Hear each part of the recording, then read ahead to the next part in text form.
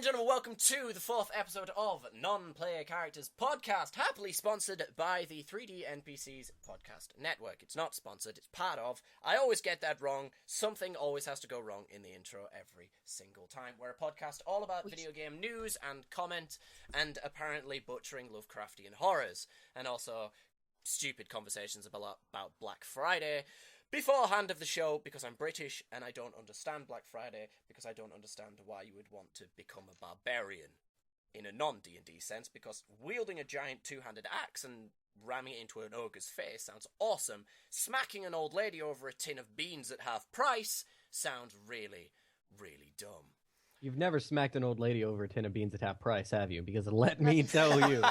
Those beans, it's my favorite pastime. And I am Matthew Dixon, and as you heard, we have four guests. Four guests? I can count! Woo! And I was just that for people? I was just commenting on how dumb Americans are, and then I F up counting to four.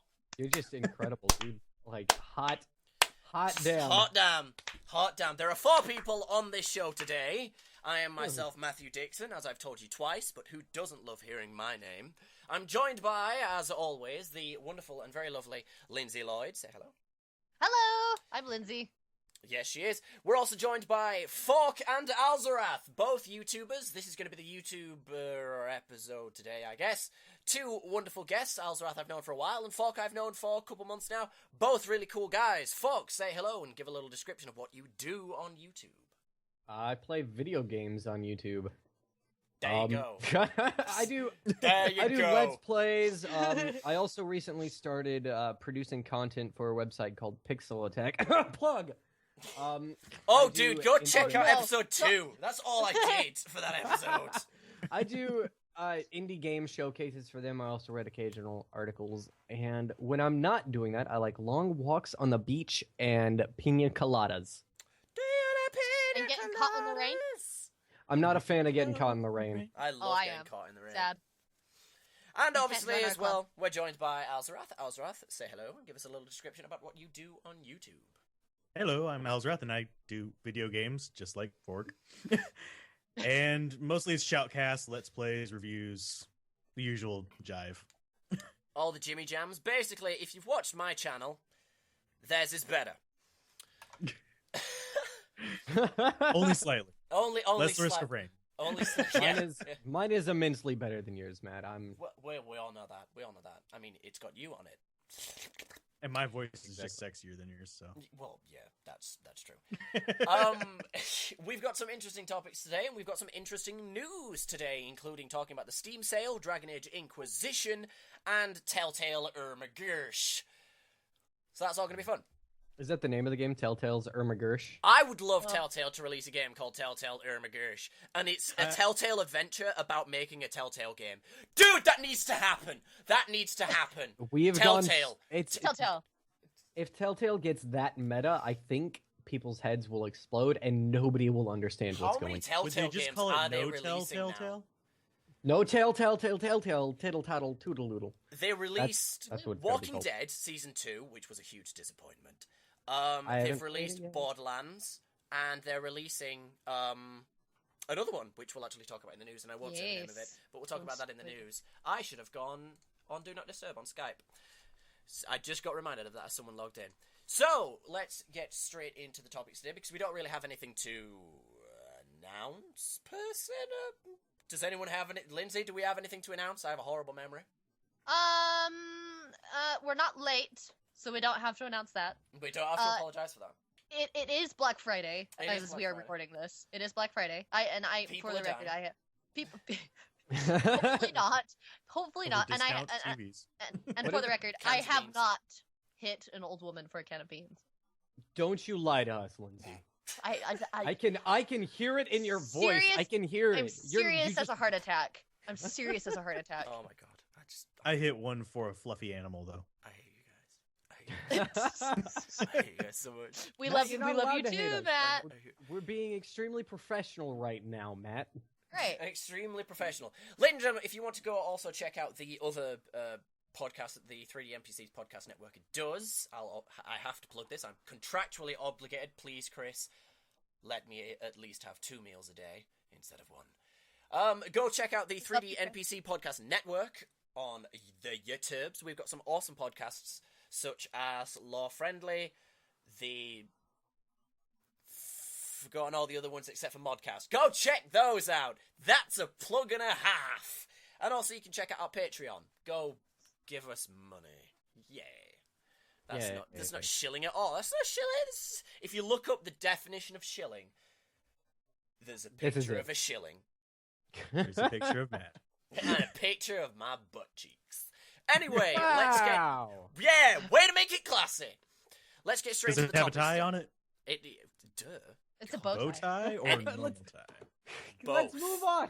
Let's stop talking about Matt's butt. Fox dying here. Fox just does not want to talk. Fox had a bad experience with my butt as a child.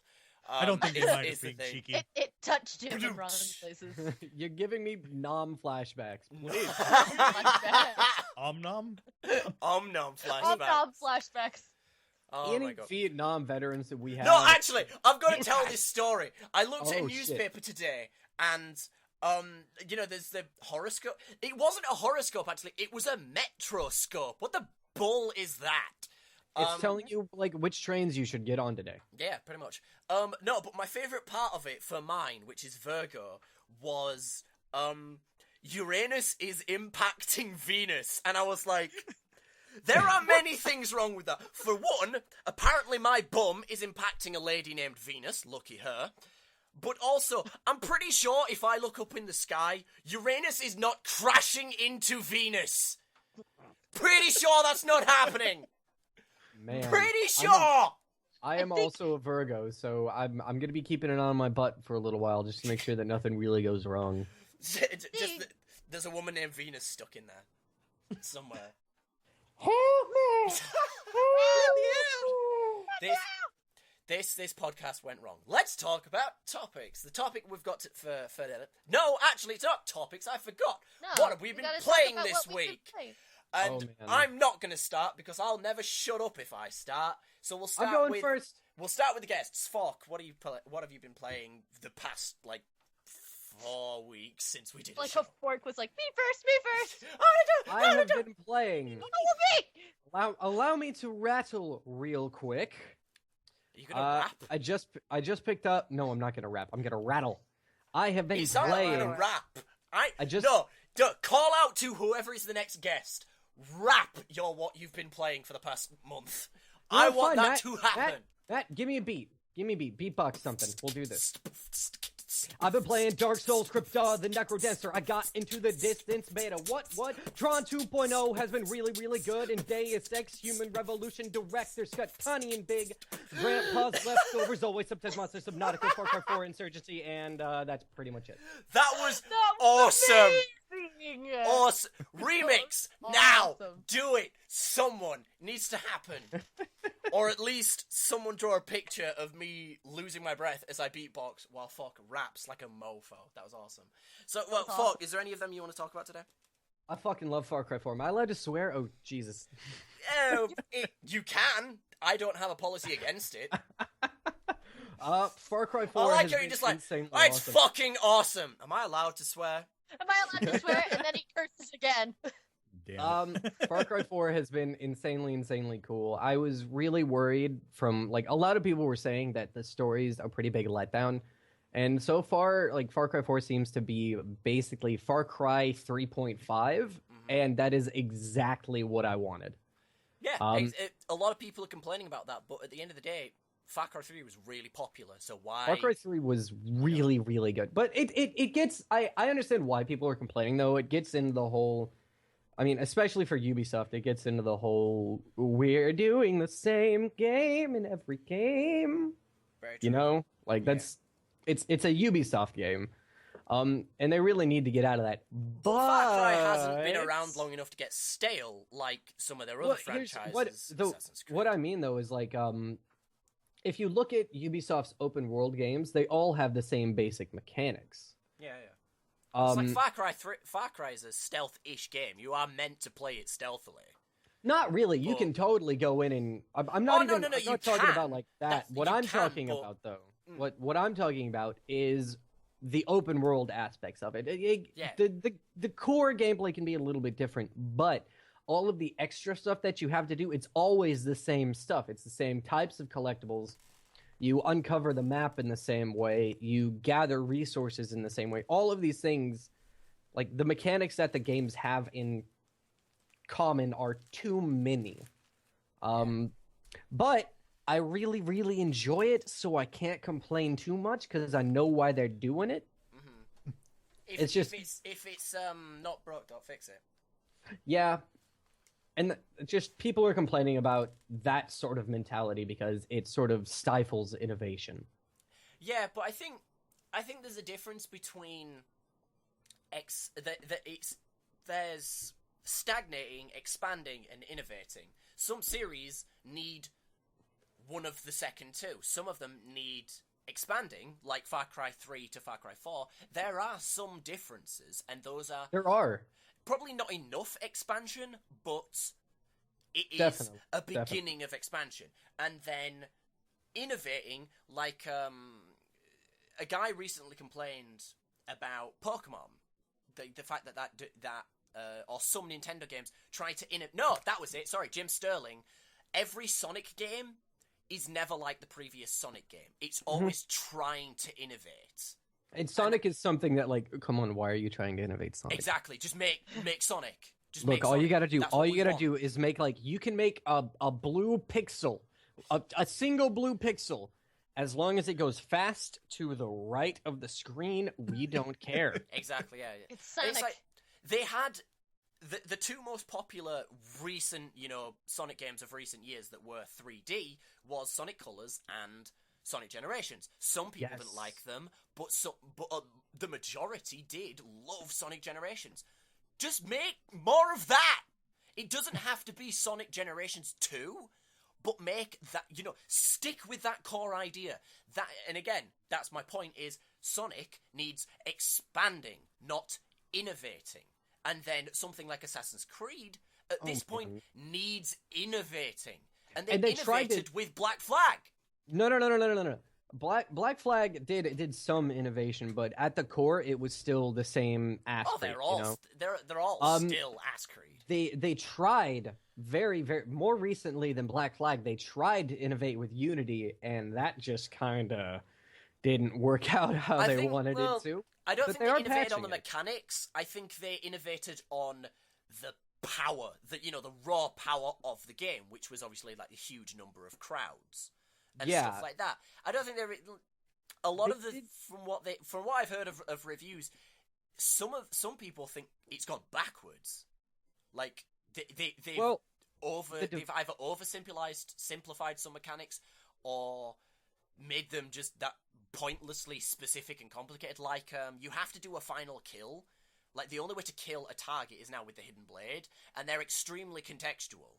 So I haven't played that's it dumb. yet. So, but what I can say from what I've heard, I was paying a lot of attention to it at first because it seemed really interesting. Yeah. And a lot of what the developers were saying basically seemed to be, we're trying to make Unity a return to form / reboot of the mechanics. They wanted it to be much like Assassin's Creed 1 in that stealthy aspect, in that you have to get that final kill, because you didn't have to kill with a hidden blade in Assassin's Creed 1, I don't think. I don't think you had to, but it did. Felt good. Yeah. And they were trying to do that with Unity, and they were trying to change the mechanics of the combat as well. Like, they were trying to innovate with the combat, but return to form with the rest of the gameplay, and they were just too spread out, and they still tried to stick with their new open world formula that they've got in all their games, and it just didn't work out quite how they wanted. I think the biggest problem for Assassin's Creed now, and a lot of Assassin's Creed fans are probably going to get real PO'd at me now, but Shadows of Mordor has done it better than Assassin's Creed has ever done it. Oh my god, Shadows of Mordor did it better than Batman and Assassin's Creed. Shadows of Mordor, honestly, is now one of my favourite games of all time. But the only problem with it is, I did the same thing I did with Saints Row 4. I 100%ed it on my first run. Now I have no reason to go play it again. Yep. I should never do that. But like Shadows of Mordor, well, maybe it's not my favorite game of all time, but it is still one of the best quote-unquote stealth action games. Would that be?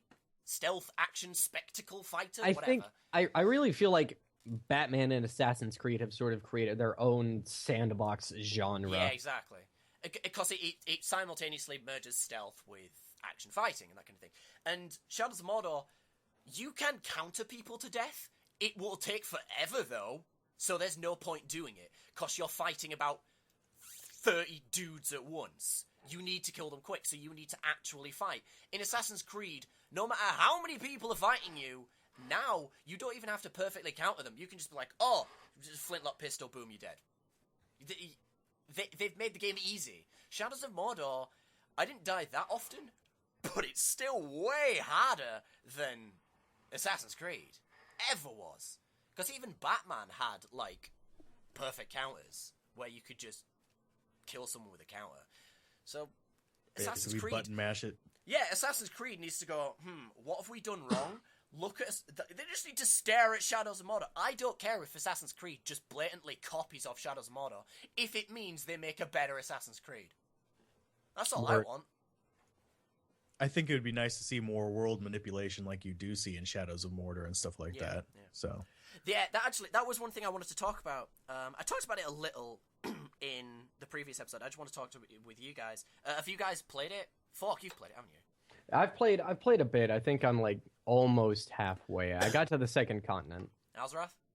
I haven't played it, but I've been watching a bunch of other people play it. So the thing, like, a lot of people are like, it's a mediocre game, but then the Nemesis system makes it better. I highly disagree. The Nemesis system is awesome, but it is flawed, in my opinion. It's just not as good as it could have been.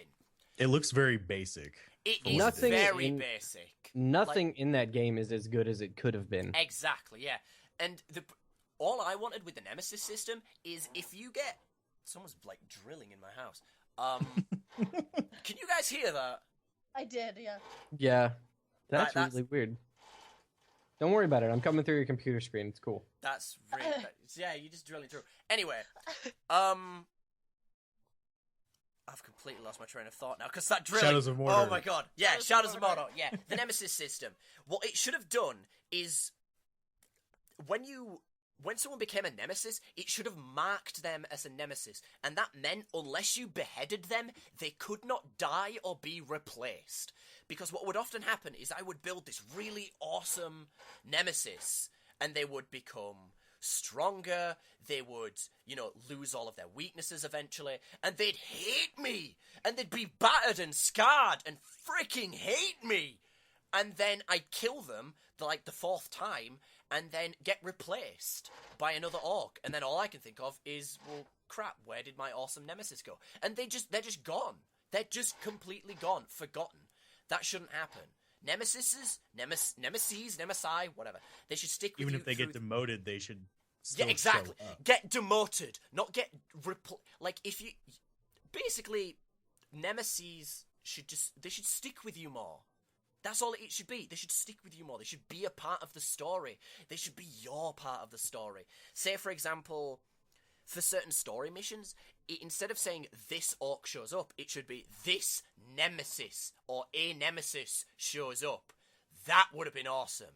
The nemesis comes back and is like, what up, bitch? Got promoted. Time to die. That would have been cool. Yeah, I'm kind of wondering what direction they could go if they flipped it to where it was an orc in kind of human or elf realms as well. Yeah, I want more, basically. Yeah. I want more games of Lord of the Rings where they just say, do you know what? Lore, don't even care. Flip the lore table and just be like, whatever. Because now I'm going to PO the Lord of the Rings fans. If Shadows of Mordor, if that had been written into the original Lord of the Rings story, Lord of the Rings would have been 10 times better. I freaking love the story of Shadows of Mordor. That ending, freaking phenomenal. Crappy final boss fight, but amazing ending. I'm not going to spoil it. Matt, you're gonna get crucified, man. It's so good! The story is amazing! I don't even care! It's so good! I love the Shadows of Mordor story. It made, I just keep thinking, if that had happened in Lord of the Rings films, I would, oh crap, what's he called now? Talion. Talion is a better Aragorn than Aragorn ever bloody wanted to be. Whatever. Talion's the best. Just freaking Talion. I'll put Talion posters all over my room because Talion rocks. And fuck Gollum. I hate Gollum. Why is he in the game? I freaking hate Gollum. There's gonna be all these comments now that are like, shun the non-believers. Gollum, you suck. Shun. Right, okay, fuck. What else do you want to talk about from what you've been playing today? Rant over. You good?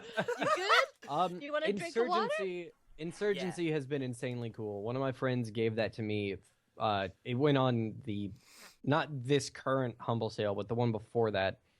You got 4 copies of Insurgency, basically, 1 for you and 3 to give away. And one of my buddies gave it, and it is like the original source mod, but just better. It's just so much better.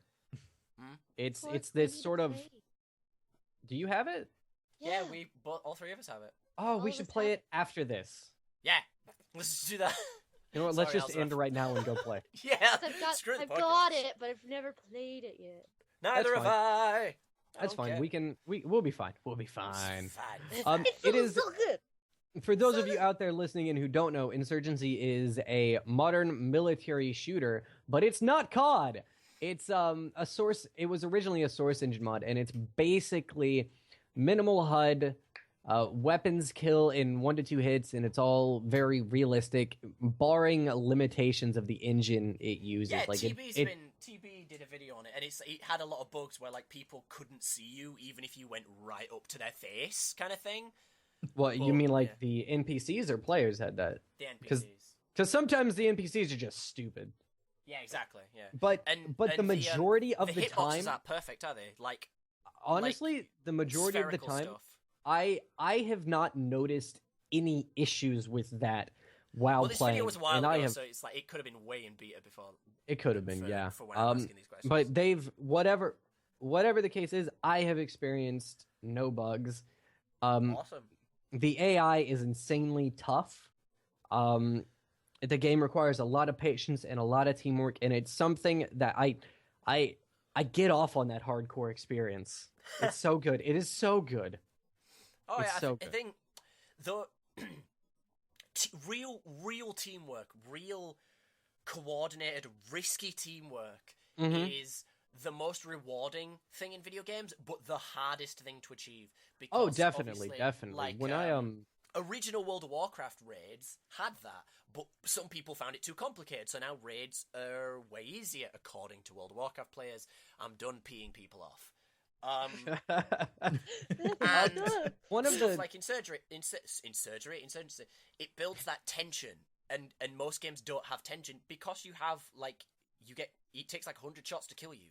You know, you need that risk. Yeah. Kind of thing. One of the on that note, and the final thing that I want to say is Dark Souls 2 playing any of the Souls games with voice chat between you and the buddy that you're co-oping with is a completely different experience than playing it alone. Yeah. And it is fucking awesome. There's so much you don't need to have an insane level of communication in that, but when you do, and when you come up with a plan, and when you execute it in that game, it's so good. Yeah, I'd like for FromSoft to just be like, look, we know some people play multiplayer, so we're just going to add a proper multiplayer mode. It's not a big deal. I really don't think it's a big deal.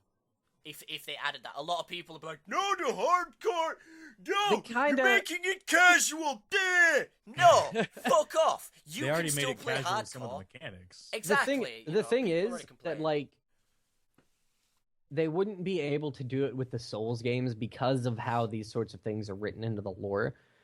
They've done something like that in Dark Souls 2 with the name engraved ring. Yeah, the ring. And it works almost perfectly. I haven't ever had an issue in Dark Souls 2 connecting to the friend that I wanted to, provided all the bullshit constraints they have on levels are met. It's within 20 levels. It's plus, it depends on what you're using, but it's typically plus 10, minus 20. Right. And they've also got like a soul memory limitation, which is separated by like tiers. In Dark Souls 1, actually, they released for the Prepare to Die DLC. There was actually a straight up deathmatch arena that you could go to, and it would be 4-man free for all, or like 1v1 or whatever. Well, yeah, they had that in and it was they had that in 2, don't they? No, They have arenas in 2. Mm-mm. Yeah, they do. The Knights of the Blue can duel each Oh, yeah. They've got those, but it's not the same thing that it's okay. No, I guess it's pretty similar. It's not the same thing. Well, it's the same thing. No, it's the same. It's the same thing. It's just not 4 people. It's Oh, always yeah, 1v1. yeah, they don't have the straight up just like here are 4 people. Here, just do what you want. Kill each other. Yeah, it's Yup. just like die. Here's 3 other people. Kill them. I could keep talking about all the other games that I've been playing, but Actually, I would love to see that 100-man free for all Dark Souls. Oh my god! Even the most BS roll builds will not be like, I'll just win this easy because I have roll me here, my stupid katanas that reach 400 fucking meters. Can you tell I'm bitter? You know, even they wouldn't be like, backstab, la la la la la. Oh, you were stood in front of me? Well, now I'm behind you, backstab. Hee. No, fuck you, you're gonna die as well. It would not be skill that wins that. Yeah, I'm salty. I hate Dark Souls PvP. In the corner the best. I hate Dark Souls PvP. F Dark Souls PvP. I love Dark Souls PvP. No, because I'm a sword and shield guy.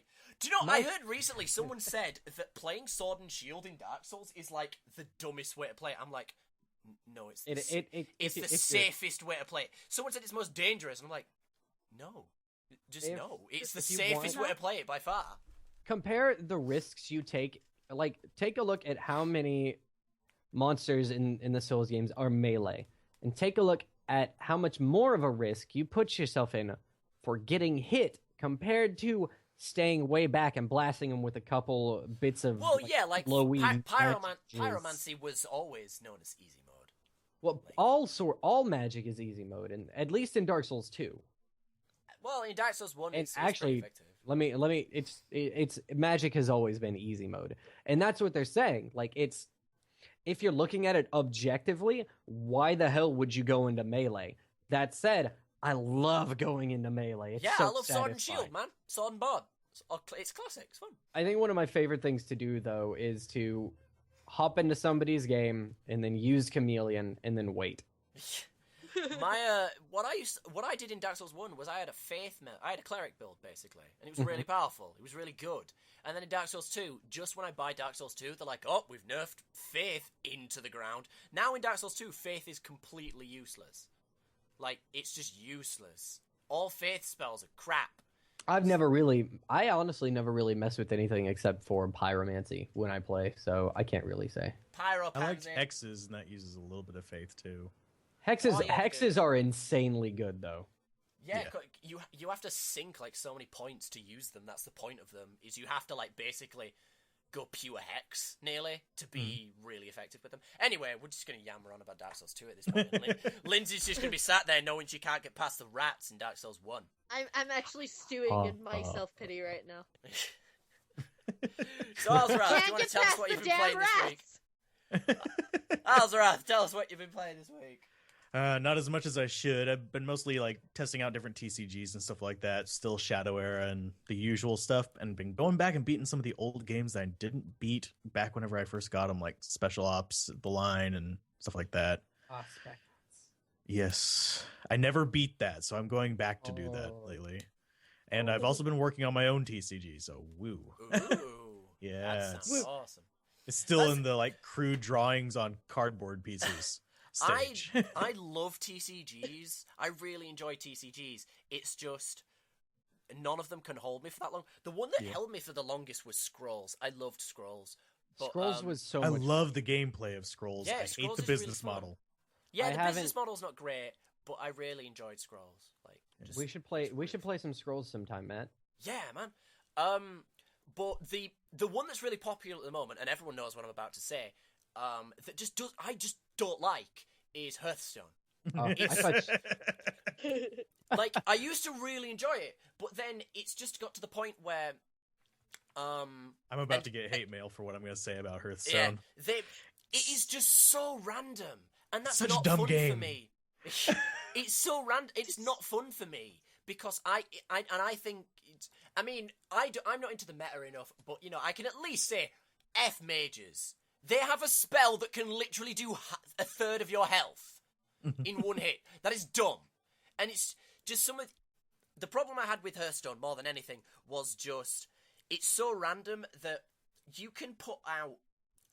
You can spend your entire game planning for this one move, put it out, and a mage or a priest can just play a card that destroys like 4 creatures. It's dumb. It's random. It's not fun for me. Well, the reason it's so random, like it, that's fine. But you know, the reason it's so random is it quite literally is just like if you look at the math, it is the most random TCG out there as far as the numbers go. And they want that. That's what they want. Yeah. Well, I mean, they're trying to reduce it, but that's the thing. Chris Metzen came out and said, we're trying to reduce the randomness, except for the fact that Gnomes and Goblins, our upcoming expansion pack, is all about random. well, I mean... Mixed message! Hold on a second. What is the problem with randomness in a TCG? Like, well, that's it's what makes more it... the deck construction kind of aspect of it. It's not just the randomness, it's the amount of randomness. And I don't mind random cards. Hold on. Now, what are we talking about being random here? Is it the There's card 2 different draw? Kinds. Yeah. Are you for talking me, it's about the card draw? It's the card draw being so random ruins it for me. Okay, it hold on a makes it second. More throw the wall. Kind of I have never played Hearthstone. I come from a huge background of Magic the Gathering and a recent background of Netrunner. Don't we want people to draw random cards? Like, we don't want them to know what card they're getting unless they I guess random isn't the right word for why I dislike it. I think it's just certain builds are just too good. Or certain cards I just too much of a blind kind of flip the table event. Yeah, exactly. That's it. That's the randomness I'd say about it is. That's not randomness. That's just shitty balance and shitty card design. Well, no. Yeah. Like the fact that playing like against a priest. That's just it being shit. Playing against like a priest. You never know when they're just going to play a card that can one-shot half of the creatures in your deck, and it costs like 4 mana. And that's Shadow Word Pain and Shadow Word Death. Those are dumb cards. Remove those cards. They are dumb. So build your deck to counter your weak points, my son. That's not a weak point. That's just the enemy's super duper strong point trump card. All right. Unfortunately, that's not really a possibility. Patch it. Unfortunately, it's not really possible to do that in Hearthstone simply because you are limited to 2 of each card, which means it kind of screws you over because you're basically having 15 different cards in your deck regardless. If you tech, it's just 1 card in. Whereas in Magic the Gathering, generally you're going to have your basic amount of land in there, the 24. Then you have 36 other cards to fill, and you have 4 of each, which means you're usually going to have 9 to 12 basic cards in there, and maybe some tech, which can be 2 cards out of 60. And Magic does allow you to have a sideboard as well. Yes. I don't know. I wouldn't imagine Hearthstone doesn't. Does. Yeah. I guess at the end of the day, for also, me, bro, it's kind of hard to 24 articulate. lands? I run about in 20. most of my decks. Yes. I run 20, I think, or 21. I think. I run 24 to 27. Alzorath, do you play Control? I have before, although actually lately I've been playing a lot of mostly just black, green, and also been trying to get some Soul Tie things working, but that's not going too well. I play newbie. I just play newbie. That's me. I'm not playing crap standard at right now. I dropped out after. I want to say Innistrad is about where I dropped out. It was either Innistrad or Return to Ravnica, and then I just stopped playing. But I quit it for a span of 10 years and just recently came back. So I'm really, really big on control and tempo. Really, really fun stuff. Now it's me and Lindsey that are just sat here like, I have nothing to say. I don't know what they're talking about. I hadn't had anything until like the random card thing. I play Magic just I play newbie Magic, so I basically go, "Oh, this card looks pretty," and then put it in my deck. I wish I could go back to those days. It was I so think, much I think that's my drafting, problem personally. with. I think that's my problem with most like good. like MOBAs and TCGs. I get to the point where I don't like saying stuff like this. I'm skilled enough that I really should be moving into higher leagues where I should be really thinking about my composition. I should really be thinking about my build. I should really be thinking about what cards go in my deck or what abilities I'm going to use and when and exactly what time I should have what gold, you know. And But I instead don't you do kinda that go towards, because I don't care. I just want to have fun at the end of the day. There's So- nothing You're a wrong Timmy. with that. There's nothing. You called him a Timmy. Yes. There's nothing wrong with that either. Like No. for me, there are games that I get competitive in, and there are games that I don't, and I think that's totally fine. Especially if it's a game that people would say, "No, you need to be competitive in this game. You need to understand the timings and your macros." Fuck that! I'll do what I want. Yeah, when I'm playing just for fun, I'm a Timmy too, so it's Timmy's basically great. just somebody who plays the fun cards. Mm-hmm. And that's the Yes, exactly. well, that's the thing is a lot of the people that have come from my channel will know that I got super duper PO'd and serious about Awesome Knots. Now I play it like once a day. It's awesome. Yeah, I love it. Awesome Knots is a great game. Now I have no faults with it because I just play for fun. I don't care about what league I'm in. I don't even look at what league I'm in now. I just play, and I just go, "Oh, today I feel like playing Penny Fox," and just play Penny Fox. Who cares? I'm gonna play Vinian Spike. I don't know how to build Vinian Spike. Who cares? Double dash, boo, boo, boo, boo. That's fun for me, and that's what I get at the end of the day, guys. I'm gonna get super serious here. Video games are for fun. Oh my god! Travesty. can't believe They are for say esports. heathenish words. Monster. Blasphemy! Matthew, you and I will have to do battle on the field of honor. The field need of... to You actually win. sounded like the newest Awesome Knots character then, Fork. That was amazing. You sound like Scoop. Spoon! Anyway, the last thing I was going to say on... Actually, I've forgotten what I was going to say about Awesome Knots. Never mind then, Lindsay. What have you been playing? Fuck I've yeah, been playing segues. things. These things include Dragon Age Origins. It's really hard to not say oranges because you and I just call it oranges now. Orange is why. Oranges, why you do this? And I've been playing a little bit of Always Sometimes Monsters. So good. Not Dark Souls. And Monster, I want someone to make a game called Not Dark Souls. It's just Monster Loves You and Vampire the Masquerade. How are you enjoying Always Masquerade, I have to Sometimes give Monsters? mad respect for. I actually really like Always Sometimes Monsters right now. It's more story driven and I really like it. Like I want to figure out like why I'm such a lazy bum. Like what has happened in that life? Okay, we can't really talk about it a lot because of how I plot. know. But Yeah. who did you pick at the beginning? I decided to pick the person who had the classiest sounding alcohol to me. I And that was I think like that's the choice. I think I picked the guy with vodka. He's got like that weird long black hair semi-mullet thing. I did not pick him because I didn't think vodka was a very classy thing to bring to a very important party. I mean, for the shit, you can mix it with anything. It's like vanilla. No, you can't I mix don't vodka drink, with anything. I actually I chose him on accident, but I decided to stick with him. I'm sorry, on accident? On accident? Yeah. On It accident? doesn't Yes, on accident. You got on an accident? Is that what you do you understand how English is a really fucked up language, Matt? What I just said is actually Matt. What I just said is actually grammatically Quite literally. he doesn't It's doesn't literally correct, is it, Alzorath? Anyway, let's move on. Let's not get Well, I into picked- this. always picked the sometimes girl really good. who had white wine. I almost picked the blonde girl that had red wine, but I was like, nah, white wine. So this is the little Okay. black girl. Um, That sounds really racist. I haven't checked yet, but I want to guess that every character has a slightly different plot, but they're all kind of interconnected. Right. Be a lot of effort if Each character had a different It plot. made me It's- wonder if I could game make is made the in, character a lesbian though, because you the have to game- go out to the porch and pick your significant other. And there Oh, was do a you really think- busty woman, and I was like, oh, "Can she be my significant other?" And then I ended up picking an Asian-looking man You instead. pick your significant other. Damn it! I thought I just happened to guess the right person, the first person I talked to.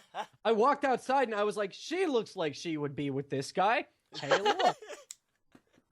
I imagine that like the And I went in characters. and I talked to him. I looked at all the sprites and I was like, "This guy looks like he goes with this girl," but I almost picked the busty brunette. Should have happened. It should have happened. Shoulda, coulda, woulda. Shoulda, Oh, coulda, well. woulda. Next time around. How are you enjoying Monster Loves You? I want to know about that. I love Monster Loves You. Monster Loves You is amazing. I love that Monster game. Loves You. I will get all of the endings one day. How many endings have you done? I've done one. I've got 5, I think. I got the best, like. I guess I got the best ending technically. I guess. So I just kind of went, well, I'm done now. You know, I got the monsters to side with the humans, and everyone lived happily ever after. I'm done Right. now. Well, Don't need the to get first- into the other endings. The first time I played, I didn't. They didn't like me enough to make me an elder, so I was like, oh.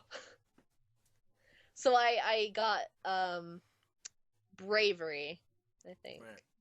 and then Bravery. bravery, and then I For decided I was valor. like, well, I guess I will just go and do my best to get all of the ones, like the aspects of the monster ending, like, and then die in the goop. Into goop. In the goop. I think But, you always die in the goop. That's kind Yeah, of the point. you always die in the goop, but like not be an elder. But then they were like, "We like you enough to be an elder." I was like, "Oh, this is a part of the game I've never played." Yeah, it gets really different. It's really cool. It Like, is really different and really the- cool. It really How does it expands feel the to be game. liked, Lindsay? I like. Doesn't happen often. Oh. Oh, I spend all the time in the camp during Dragon Age Origins giving them presents. Like me! Love me. Let I me love romance you. you, damn it! me. Love me! Morrigan, why don't you like me? I Friggin' don't why? think Morgan likes anybody. She likes the warden if you're a dude. She yeah, likes true. the Lord. If you give her presents.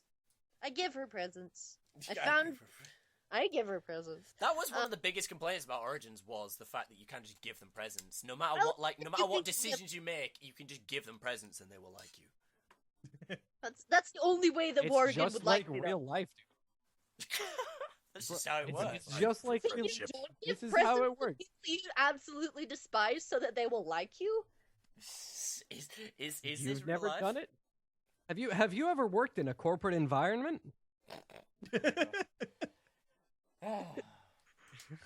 Anything else from what you've played this month, Lindsay, you want to talk about? I played a little bit of Vampire the Masquerade. And, What do you think about that? Because I've stopped playing it, basically, now at this point. I want to get back to it, eventually, after I finish my Dragon Age binge. I really like it. I like the lore aspects of it, and I want to do multiple playthroughs so that I can figure out what's going on. The thing for me was, I was really stuck on a quest, Yeah. and then I just thought, oh, I'll just look it up. I can't be bothered. I'll just look it up. And then I got really curious and just, read a couple of the articles on the Wikia. Did you spoil And then yourself?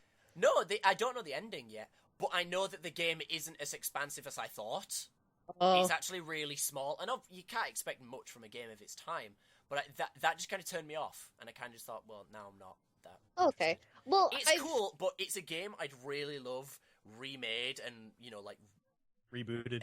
rebooted. I'd want that. Like, I think it'd be. I mean, come on. There's tons of zombie films coming out. Zombies are coming out. Like, there's tons of zombie comics coming out. There's more vampire comics. There's more vampire movies, for Christ's sake. Why has no one thought in the gaming industry, let's remake Vampire the Masquerade? Or make another Vampire the Masquerade game. Don't remake Bloodlines. Make Because another White game. Wolf is really weird with their copyright stuff. Yeah. They always There have was been. That's a, the main.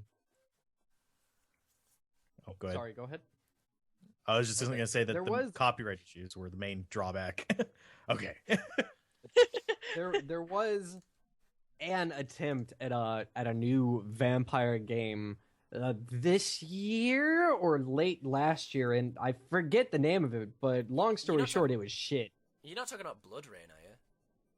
No, Blood Rain was like fucking forever ago. No, they made a 2D version recently. Oh, I'm not. No, that doesn't count. Oh, okay.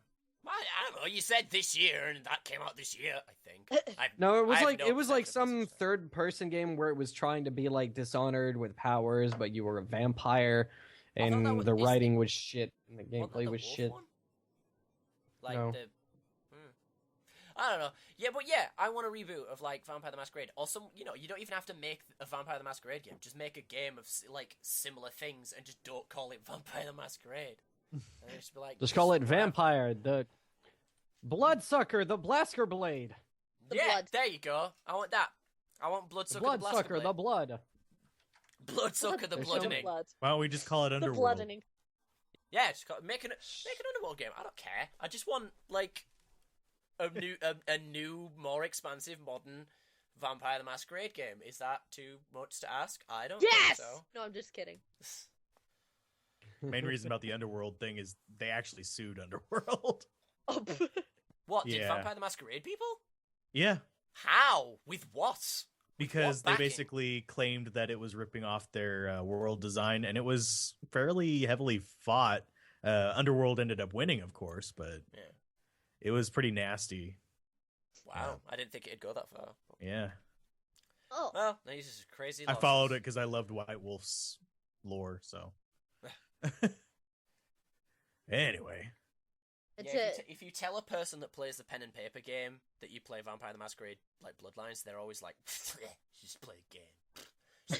She just played the tabletop. And I'm like, I'm sorry, I don't have a regular group of 6 people I can play Vampire the Masquerade. I actually like both of them, so. Never tried it, so.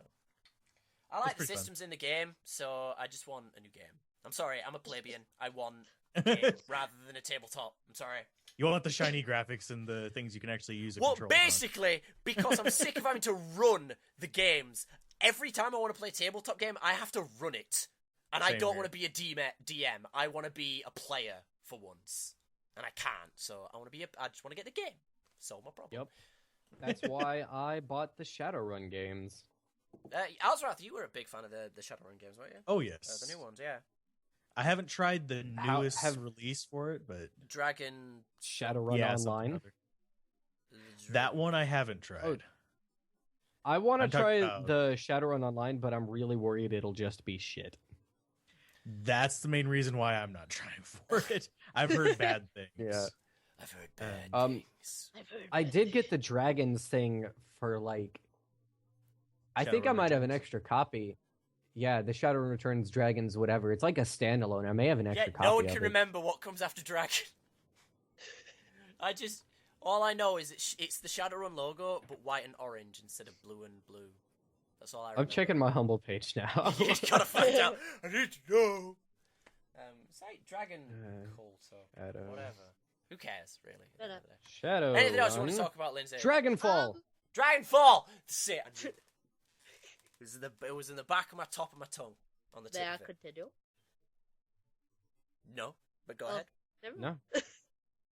I played a little bit of unmechanical. My apologies. That game is awesome. Yeah, I beat it, and then I want to get all the achievements in it because I like achievements. And I can't remember. I used to listen to a song called Achievement Hall, but I can't remember what it was called. I think it was just called Achievement Hall. I just don't remember who it was by. Anyway. Right. And then we've been playing Not Your Friends. My Friends is just dope. It's awesome. It's so fun. And then I'm looking forward to playing Insurgency and Saints Row 4 and Tomb Raider. Saints Row 4 is so good. You haven't played the Tomb Raider one yet, or are you talking about the next one coming out? What's the ETA on Rise of the Tomb Raider? Or as I like to call it, Rise of the motherfucking Tomb Raider. I haven't. If you get that joke, go see episode 1. I haven't checked. I am so excited. Like, I think it's if I had next to year say sometime. which game if I had to say One- which game I'm so hyped for next year, it is Tomb Raider, Rise of the Tomb Raider. I'd have Bruh, to. Bloodborne. I'm not really. Oh, Bloodborne's only on PS4, and it won't come out on PC for like a year. So It Anyone won't been come out trying on out PC for like ever. yeah, exactly. on the newer game front? Anyone been trying out Styx at all? No. I Or even heard haven't. of it? I want it. Oh, I want to take Stykes, a look at it. The Goblet Master- Stealth It's thing. not Yeah. Styx. It is not Styx. Is it Styx? Awesome. It's Yeah, Well, like that's the thing. River of I Styx. The wanted- character's name has always been Styx. I wanted to get of Ox and Men. I know it's considered mediocre, but I wanted to play that anyway, and that's on sale, so I'm going to pick that up. But yeah, Styx I do is want that as the well. goblin from that. Yeah, it's the successor to that, isn't it? It's like the sequel. No, It does look quite cool. it's like I don't think the plot is. I think the plot, if anything, is only tangentially related All right. Yeah, it's about the world. because the main character is the goblin from Of Orcs and Men. Yeah, Styx. Yeah. I know. I know the characters are the same, obviously, Okay. other than the fact that the orc isn't in it. I haven't gotten too far into it, but so far, its gameplay is really good. The only issue I've had is like it's got weird like corner clipping. Basically, you go around a corner and get stuck on shit, which kind of doesn't Yeah. work very well for a stealth game. It's just a smidge. Just a It's a smidge. feature. Yep. Makes it more difficult. Well, let's finish off with what I've been playing. The one game I've been playing obsessively. Since its release, I think I bought it like 2 days after its release. I have now clocked, I think, 48, maybe 50 hours on Dragon Age Origins, Dragon Age Inquisition. I don't remember what I'd been playing before that. There is only Dragon Age Inquisition. It has taken over my life. That game rocks. I love it to pieces. It's on my short really list fun. for the Christmas sell. It's really good. The only thing I've got to complain about, like, Dragon Age Inquisition, is the biggest complaint is melee combat. Specifically, melee combat is finicky. I feel it's just kind of doesn't quite work because they try and make it more active because you have to hold either left click or R to attack, and that's really finicky. Yeah. Why can't I just right click on an enemy and keep attacking it? So one thing I don't like that they've removed is the just right click to go here function. Why has that been removed exactly? Unless it's in the settings. I haven't found it in the settings. But you can't click to move anymore. You have to move with WASD, which I don't get. I want to be able to right click on like an object from a distance and just run to it and go loot it. That's just weird. You don't want to have to walk your butt there. Well, yeah, Manually? I want to take my fingers off the keyboard for like 2 seconds. I'm that lazy. There's a lot of bugs. A lot of little glitches. Some people on AMD cards, the cutscenes are running at 2 FPS. And that hasn't been fixed That's yet. fantastic. That's amazing. It's like they were complaining about It's a Dragon Age slideshow. 2 Dragon Age 2 being rushed. Jesus Christ. And there's just like a lot of little bugs. Like my favorite bug is when you just get launched, like not Skyrim launched into space, more like you just get launched to the ceiling. And it's really funny. There was one time I was fighting a giant, because normally when I get launched, I hit the ground and don't take damage. A giant just randomly like rocketed off into space, landed and lost half its health. And it was awesome. And I was like, well, you made that giant easier to kill. That was cool. But, normally it doesn't hurt me. Stuff like that, those little bugs are kind of awkward. One of the things I have to really praise them for is companion tracking, like their mapping and how they move about the terrain. It's not like Skyrim. If in Skyrim you walk down a hill, your party member will just run off somewhere where they'll go into the netherworld. They just disappear. They just leave. They're just like, peace out. Or they'll teleport eventually. In Inquisition, they'll actually follow you. If you go down a hill that you can't walk up, but you can slide down, they will follow you, which is cool. I'm impressed by that. And yeah, you can't do the Skyrim thing of if you run towards the hill, you'll stay in place. No, you will just slide down. That's really cool. there's a lot of little details in Inquisition more than anything. Just tons of little details that make the game really, really good. And a pseudo complaint but good thing is I don't like all of the companions, which is a complaint in the sense that it means like, yeah, I don't like all the characters, but at the same time, that's like real life. You don't like everyone you're forced to hang out with. Yeah. Because some of the characters, I'm just like, no, fuck you. You're dumb. You're not coming on adventures. No, go away. Vivian. F Vivian. She sucks balls. It's like 5 minutes of talking with her, and I'm like, you suck. But I have to let you come in my party because just, I have to. I can't not. And then there's Blackwall. Blackwall rocks. I love Blackwall. Just anyone who gets Dragon Age Inquisition, Blackwall's the best. He's awesome. I love Blackwall. Blackwall, you rock. Such a fanboy. Such a fanboy. Yeah, and I'm playing a Kunari Why don't you warrior. marry him? You get to play as a Kunari. Ah, that's awesome. That's so cool. I'm just happy about that. I, for one, am excited about that feature when I get there. There's a bunch of, like I said, there's a lot of love gone into Inquisition. I think it is by far, and I haven't even finished it. I'm 40, like nearly 50 hours in, and I feel like I'm not even halfway through the game. It's back to the days of Origin, where you're like 2 billion hours in, and you're like, I've done the first chapter. I'm almost at the end of the game. Nope! 4 more chapters to go, bitch! You know, Nice. that's what Origins was like. So I'm hoping Inquisition is like... There's just so much to do. It's great. I love it. And, again, talking about the little things, there are just so many, like, little hints to... Like, this isn't a major spoiler for Origins or Inquisition. This is a really tiny thing.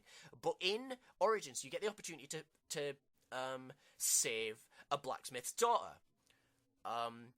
And if you save her, nothing else happens in Origins. You just saved her, and that's it. The blacksmith's like, cool, bro, thanks. You know, have some gold. Bye. But if you save her, you get to meet her as an old woman in Inquisition. And she's not like a big character. She literally has about like 10 lines, and that's it. And she's not even part of the main story. She is a side quest. And she's just there, and you're like, just yes, just have all of my money, BioWare. Just have it all. Just have it. Oh, we lost someone. Who did we lose? We lost Lindsey. Right, well, I'm going to keep yammering. Bye, Lindsey. Bye, Lindsey. It's so good. It's just, that's really impressive. And I know it's a tiny, tiny little thing, but it really shows, you know, because I think they've learned from Mass Effect 3, where people were like, look, none of our choices have ever mattered. Now they're like, now they do. You know, and that's impressive. I like that.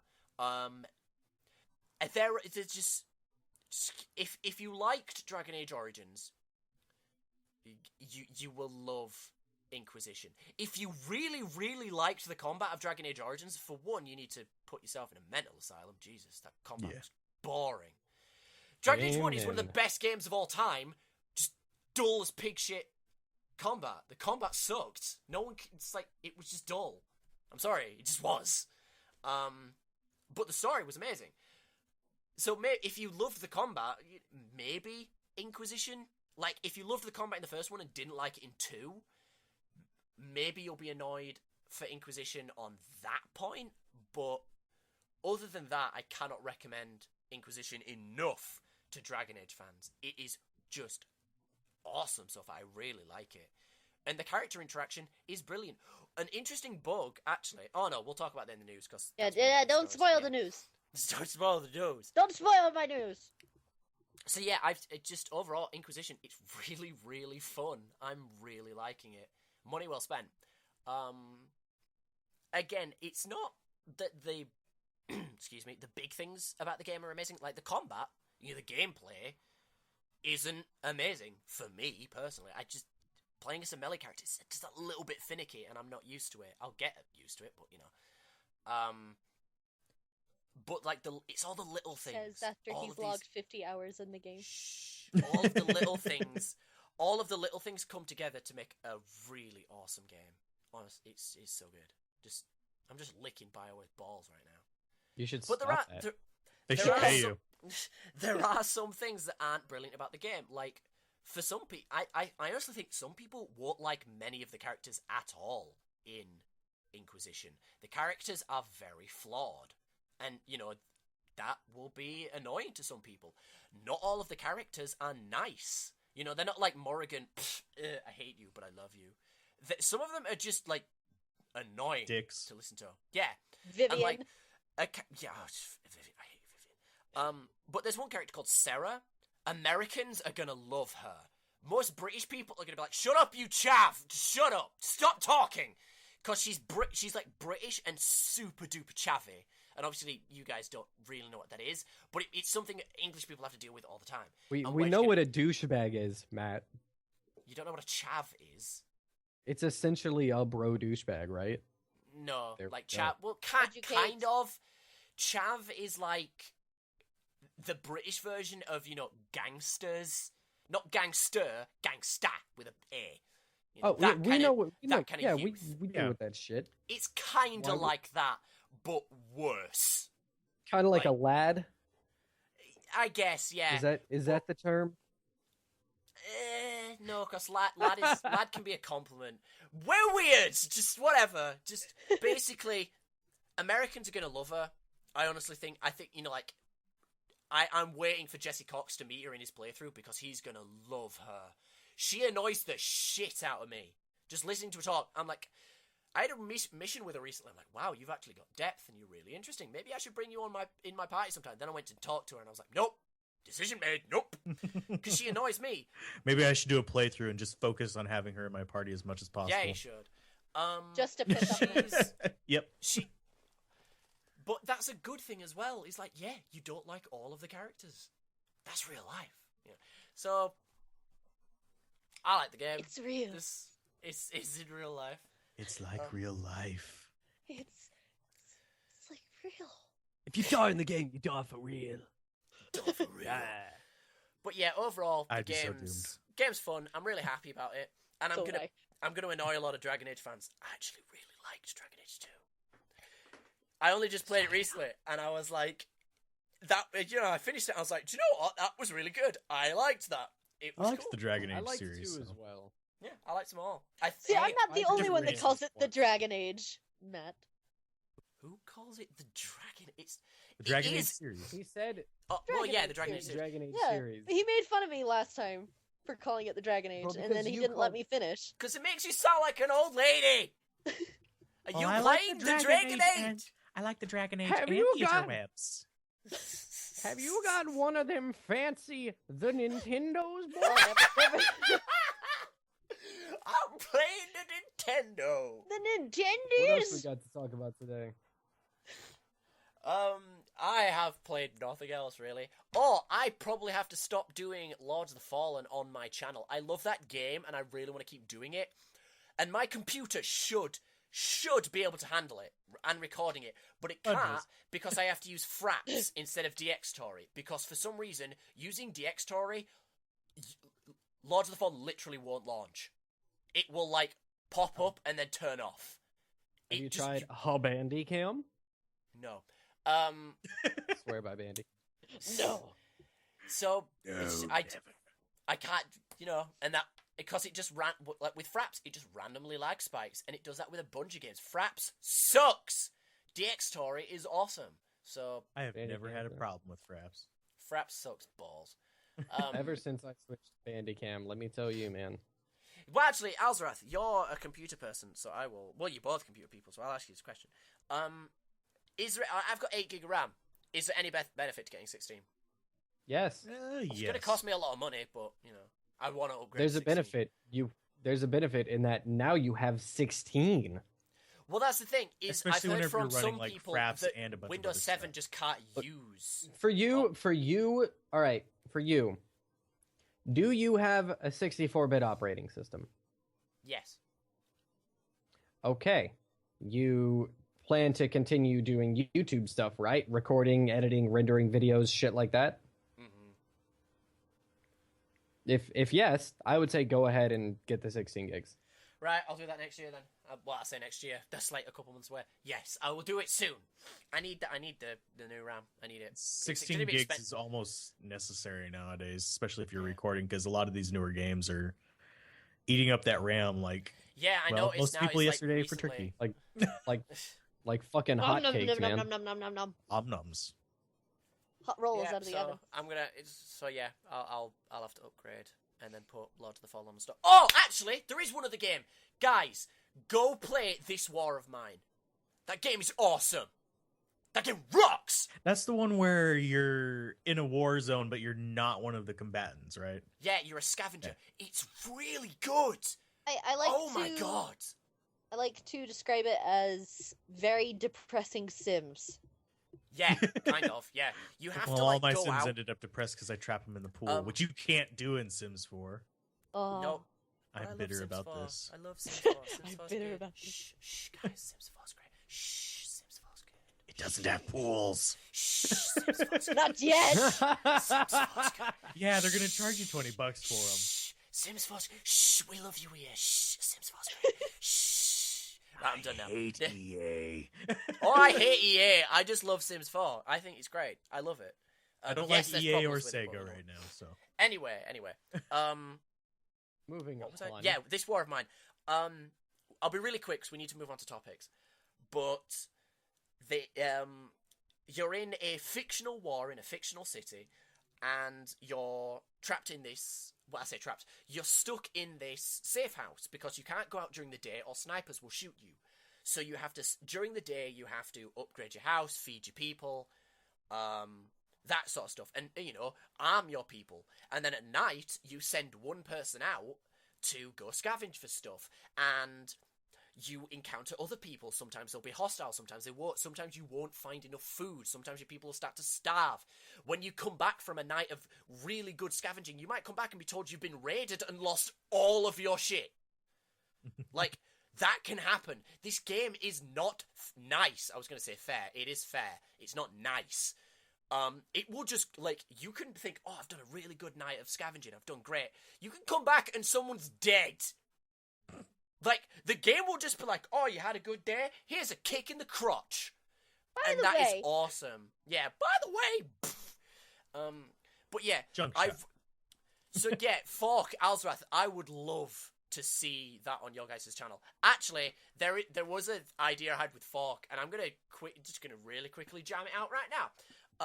I want to do a versus series, but not on games that are competitive, like stuff like Binding of Isaac, where we'd all do a run of Binding of Isaac, and then on our channels you'd have your run, and then in the bottom right and left corners you'd have the other person's run, and then the screen would just go black when they die, and whoever has the longest run of the day wins. Something like that. That'd be fun. And then we could do something like that with This War of Mine, where see how many days you can survive, because I had the best run I've ever had the first time I ran through. Every other run I've died within like 10 days. Is there a way to fix the seed in it for the random events? In This War of Mine, I don't think so. Because I know there's several games that you can't. I know Binding of Isaac you can, so that can be... You can now, yeah. Well, yeah, but I mean, that's the fun of it, is like, sometimes when we play together, or against each other, one of us will get a bad run, That just might happen. I think that's more fun, instead of all having the same seed. But anyway, yeah, I don't think you can in This War of Mine, but with This War of Mine, I'm really hoping enough people buy it, that the people that make it either make an expansion or allow it to be modded, because that game has so much potential. It's really, really good. If it's on sale, get it. Like, I could not recommend it enough. It is great. So yeah, that's what I've been playing. Inquisition and This War of Mine. Let's go on to topics, unless anyone else has any comments about any games anyone has been playing. Indie Gala is having a special on... if you buy like $30 worth of stuff, you get This War of Mine for free as well. Yeah, but then you have to spend $30. Yeah, and also Indie Gala is not one of the licensed people to give away Steam keys, so they have to get them from third-party sources. Yeah, and you can get in a lot of trouble for that. Yep. So, yeah, that's a topic for another day, but I'd love to talk about the fact that over in England, if you lose your Steam account, Steam can't take your games away. They legally cannot do it in Europe. Because you own them in Europe. In America, you don't. You guys are renting them. But over here, I own my games. Steam cannot take away my games. But they can to you. That's crazy. Because the law is different over in Europe. You aren't... They can't... Like... Because you've all heard the story that you're only renting a license to the game in America. You've all heard that, haven't you? Oh, yeah. About Steam. Yeah. They can't do that in England. So if for example, I went against the terms of service and got banned from Steam, they couldn't take my games away. They wouldn't be allowed. They would lose a lot. But can they deny you access to your account? No, because then they're denying access to stuff I own. I guess the only way they could do it is ban you from doing anything community-based or buying anything else on Steam. But they couldn't take away your games. It's just illegal. They can't take over away. here. They can take away your freedom, but not your games. No. Anyway, yeah. So that's the topic for another day. We wear kilts so we can poop easy. Easy. Scottish people rock, man. Brave was an awesome Disney film. That was a Disney film, right? Yeah, it was. Yeah, I remember. Brave was good. I liked it. Yeah. Okay, so let's move on to topics. The topics for today are kind of weird. We'll see if we have time for both. But the first one I want to talk about is like, where are consoles heading? Specifically consoles. Because recently, it's been kind of weird with consoles. These have... consoles have kind of fluctuated. Like, Nintendo is constantly falling in and out of being a contender. Microsoft and Sony are way too cozy these days. So there's all these things like that. There's no competition. Is my prime sort of starter for the topic. There's no competition between Microsoft and Sony. They're just like, we'll just release this games on same systems. And a lot of people like that. I don't. I like consoles competing because competition breeds innovation. If there's no competition, companies don't feel the need to do anything better. Consoles are afraid to compete with PC, and they have this situation because they so ingrained themselves in the 360 and the PlayStation 3 for so many years that people aren't even really adopting the new ones as much as exactly. they... I would How say long that was consoles... last generation? Oh, geez. Too damn like- long. Was it 8 years? I would straight up say that consoles can't compete with PC. Not with how they currently are, and not with how they're staying how they are. There's no way that you can compete with an open, modularly improvable, widely available system like a PC. Not if you want to keep a box like that. Steambox is kind of doing it, but I think the concept even of that's going to have Steambox- its limitations. I think the concept of a Steam box is really good, and I've seen some of the ideas that some people had for it, like possibly having things where you could just slot out just cards in the back of this little box, and that'd be installing new parts for your essential gaming computer, is kind of a good idea in my opinion. So, But then we've got a whole nother industry of tech that we need to create and evolve, you know? Yeah. don't think Unless that's a you bad mean thing. like swapping out literally just the graphics cards. I think it is because I wouldn't want my computer parts to not be available to like work with the Steambox. Because the Steambox is essentially a computer with a different operating system. That's what It's fucking Linux. game consoles are. It's Yeah, pretty much. They're just I love my sort of PS4. I inferior. love my Wii U. But game consoles are being kind of retarded. Wii U is coming in strides, though. Like, Nintendo No, are, like, really no. pushing, I think. I'm not saying they're they're going to be better trying, than PC, but... I'm from not what even I've heard saying from that. most No. people- Nintendo's trying, but They're all like trying to get you their pointed out, gimmick. fluctuating. They're fluctuating. Here's the thing about Nintendo. Nintendo knows what they're good at.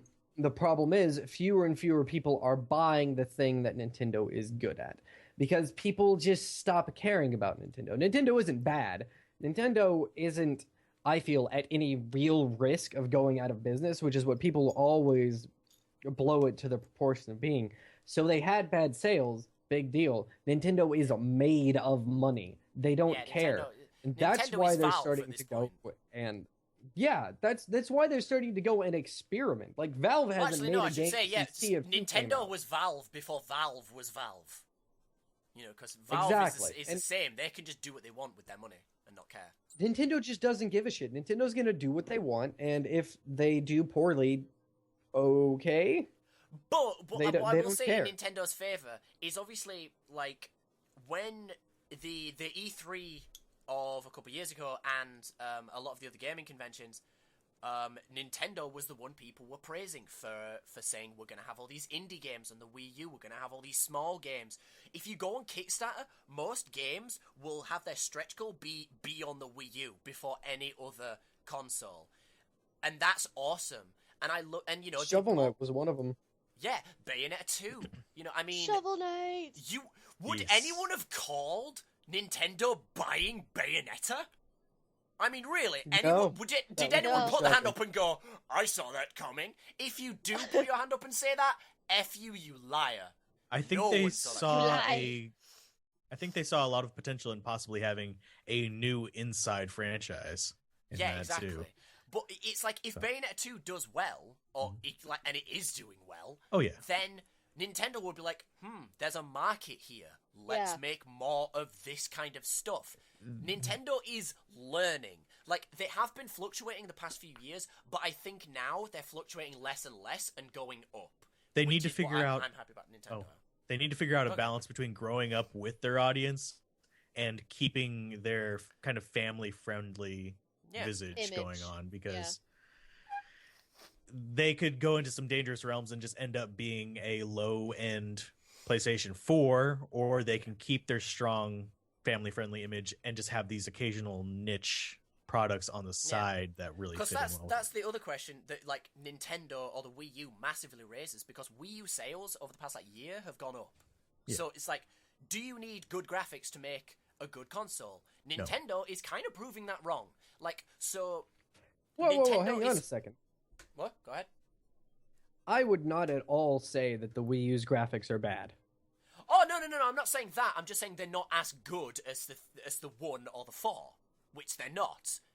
That's just fact. The Wii U only has 2 gigabytes of processing power, of RAM, sorry, and the PS4 has 8, and the 1 has 6, with 2 for other processors. No, sorry, that's the other way around. Anyway, you know, the Wii U is just objectively an inferior console on a mechanical standpoint, but with its games are fun. They're focused on being fun. They're not focused on showing you a cinematic experience. They're not trying to be your TV, your Netflix, your vibrator. They're just trying to be a games console. That's what the Wii U does best, is be a games console. Yes, they released the same games over and over, but they released Hyrule Warriors. Yes, not everyone liked it, but it was at least something sort of different, you know, with... Okay, it was if still you didn't Zelda, like but- Hyrule Warriors, then you don't like must not fun. like fun. Yeah, there you go. See, you don't like fun. 'Cause Or you played too much Dynasty Warriors before. Yeah, you Dynasty you Warriors. can never you play too much Dynasty Warriors. You can never play too much Dynasty I Warriors. actually bought the one that came out on PC, so I'm Yeah, I kind of did, guilty of and it. it's It's so meh. No, it's good. It's good. But yeah, that's my point. Is people are buying the Wii U. If you ask a lot of internet personalities, I mean, listen to like the last episode of Co-optional. They even said, I think it was last. It might have been the one before. They said the best combo is PC Wii U because the Wii U is just a games console. It just makes games. And that's what I want Nintendo to do. Just be like, F it. Shovel Knight, Bayonetta 2, Vampire the Masquerade. You know, whatever. The They just bloodening. the bloodening. They just make games. You know, that's what I want. PS4 and Xbox One, most of their games spend half the time going, ooh, look how pretty we are. Well, and I think with the Xbox One, they're trying too hard to be other things. It's like, yeah, you can do Skype and Netflix and watch TV while you play your games. And I'm like, I don't want to watch TV while I play my games. I just want to play games. Yeah, bingo. And the PlayStation Bingo, is bango, leaning bongo. towards like streaming and stuff like that. It's trying Right. to get into the more hardcore gaming, but I'm not sure how that's going to work out for them. Yeah, exactly. It's like, Well, I think that's why- if you're a hardcore gamer, you own a PC. Yep. That is just Right. fact. So don't try and be hardcore. Just make games. Guys, Right. this is all I'm saying to the universe is make games. Please just make games. Please just make video games. Stop David Caging it. Like, David Cage is the only David Cage. You can't make No one else can be David Cage, so stop trying to make movies. Only David Cage can do that. The rest of us should be making more Shovel Knights. Shovel Knight! I love Shovel I Knight. love Shovel Knight. So good. I beat Shovel I Knight love recently. That Shovel ending Knight. made me. That ending was surprisingly full of feels. That Yeah, it was ending, so though. good. But That- there's another point. It's like that game is on Wii U. That is a game that is it on Wii U? I know it's on 3DS. Yeah, it's on Wii U, isn't it? Right, It's on cool, Wii right. U. Only in America. You can't get it on 3DS over in England though, which makes me sad. I don't even own a 3DS, but it makes me sad. Anyway, that game is a homage to original 8-bit games, or is it 16-bit games? 8. I think it's right, yeah. 8-bit.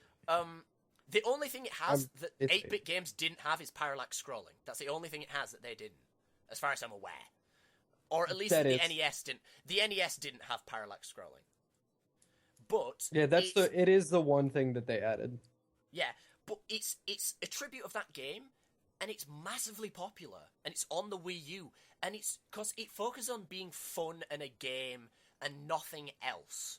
It's like, yeah, Tomb Raider was amazing, and I love it, but it half the time it did just be like, it did show scenes that are just like, you know, oh, look how pretty our graphics are. Pretty! I mean, Tomb Raider, I personally feel, and I might be a bit biased because I love that game, but I don't feel it did it as much as other games. But, like, how many modern military shooters take control away from you to show a tank? You know, too many. Yep. I mean, I'm actually gonna force myself to stop talking for a bit because I know you guys probably have some great points on this, and I keep putting it in. So, like, if anyone wants to take the conversation away from me, feel free. I do hate how it keeps going into like the cinematic. Let's show you what everything around you is doing, while you're kind of stuck in here. Whenever you should be kind of observing that on your own, Yeah. and it kind of forces like quick time events and crap on you. So If you miss it, then so what, kind of thing, isn't it? It's not Yep. force the Like- camera to look at it. I think For- it's because they're like, we worked so hard. Enjoy this, please. But I don't know. Which I know we're not like talking about this, but I think that's kind of why, in a sense, the PlayStation 4 is a better console because they focus more on video games. Yeah, sure, Only it's slightly more than slightly more. I think you but yeah, guys. slightly Hold on more. a You've got- second. Can we pause for a second? I think you guys. Shut up. I'm making it. I think you Shut up. guys. I think the thing here is that you guys are looking at the wrong thing. It's not games consoles that are focusing on games or not games. game It's the developers. developers It's the and it's the developers, yeah, but- publishers. Yeah, It has little to It's actually nothing to more do the with the publishers than console the at all. developers. yeah. But I think it's, I think it's, I'm personally using that point in the simple fact that, like, Xbox One and PS4 are the homes of those kind of games. Those kind of games aren't on the Wii U, is my point, because No, the games it's developers. No, go ahead. here's the thing. Those kinds of games are not on the Wii U because the publisher or the developer, whoever's making the decision, it varies, looks at the Wii U and doesn't see the Wii U as a valid point of sale, a profitable point of sale for their game. It's a business decision, nothing more. Yeah. But I think that's one of the notes I have here as well, is games now, like you mentioned, profit. Games now have a budget so high they don't make profit. Like, obviously, we all know the Tomb Raider story, where they said, we spent, it was like 10 million. It made a profit, just not as much of a profit as they wanted. Yeah, they said, like, it barely made a profit, so this game is, in our eyes, a failure. And then suddenly it makes loads of money, so they're like, oh, we're going to make a sequel now. And it's just like, guys, just stop spending so much on a video game. Proof enough, Shovel Knight. I'm not saying just make Shovel Knight games. What I'm saying is, learn from those people. Make games That are fun. that are fun above graphics, because graphics don't mean buggery at the end of the day. Because you've got games like, I mean, I didn't like it, but Braid, that game had mediocre graphics, but it sold like gangbusters. You've got stuff like Limbo. Mechanical and Limbo. Just loads of these little indie games that are massively popular. I mean, It's Heck, look at not Rogue about Legacy. high power graphics. It's about a Fun. good aesthetic. Yeah, exactly. Yeah, bingo. Visuals don't go around saying visuals are not important in the game because we all know that they are. They're important for Everyone takes communicating it. the message and everything. Yeah. So Everything needs an appropriate visual style, but that visual style doesn't have to be, you know, Hyper-realism 3D graphics. A million polygons with Tress effects. Tress effects makes your computer cry. Like, someone just go, like, if you have an Nvidia card, go on Lara Croft, Tomb Raider, sorry, turn on Tress effects, and listen to your computer just scream. It is just like, no, I'm not doing, no, stop it, no, please. Tress effects just kills your computer. So stop making super high-powered games. You don't need it. I should just get one computer with AMD and ATI and the other one with an NVIDIA and Intel. Just to avoid that shit. Yeah, just find where the bugs are, install it on a different computer. Yep. But I mean, I want to talk about the competition thing as well, actually, just to move the conversation in a different direction. The idea that Microsoft and Sony, there's no What are your guys' opinions on the fact that there are very, very few exclusives? I think that's actually more thanks to the PC market, honestly. Mm-hmm. So publishers have been forcing a little bit more friendly contracts for whenever it comes to transferring over to other platforms, which means they're free to publish it on both the big platforms as well as if they really wanted to, they could even publish it on Nintendo Wii. So it definitely feels like publishers are finally starting to realize, oh, the PC is a good place to sell our video games. Yeah, Which is why we're having so many. Which is why we're having so many problems with shitty ports, because publishers aren't used to going, fuck yeah, PC. They're not used to giving companies the budget for testing on PC, and that's why we keep having these shitty shits. And understanding how to adapt the design to PC, because you have so many more options on PC than on console. We'll see a lot of these games that just kind of force it to, you have to use a controller or else it's gonna be bad time. On PC. Sad times. I couldn't imagine playing, like, I know I mentioned a lot, but Tomb Raider. I couldn't imagine playing Tomb Raider with a mouse and keyboard. I played played like half of it with a mouse and keyboard. I found aiming a lot easier with that. Oh, aiming's always easier with a mouse and keyboard. There is no game where analog stick is better for aiming. I didn't realize other than a twin stick. I didn't realize there was an achievement for killing people with a specific weapon all the time and headshots until I got the headshot achievement and the bow achievement at the same kind of time in the story. Yeah, Thanks I just to used that. the bow nearly all the time in that game. It was just more fun.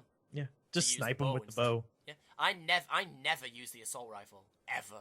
I use the pistol. I use the Let's go. I use the bow and the shotgun mostly. Oh. Anyway, Karen. Falk, What? you were gonna say something? No. Nope. Oh, okay then. Stick a Well, fork no, in me, but yeah. so. I personally don't like the fact that now, because I've already said it, that Microsoft and Sony are just so cushy now.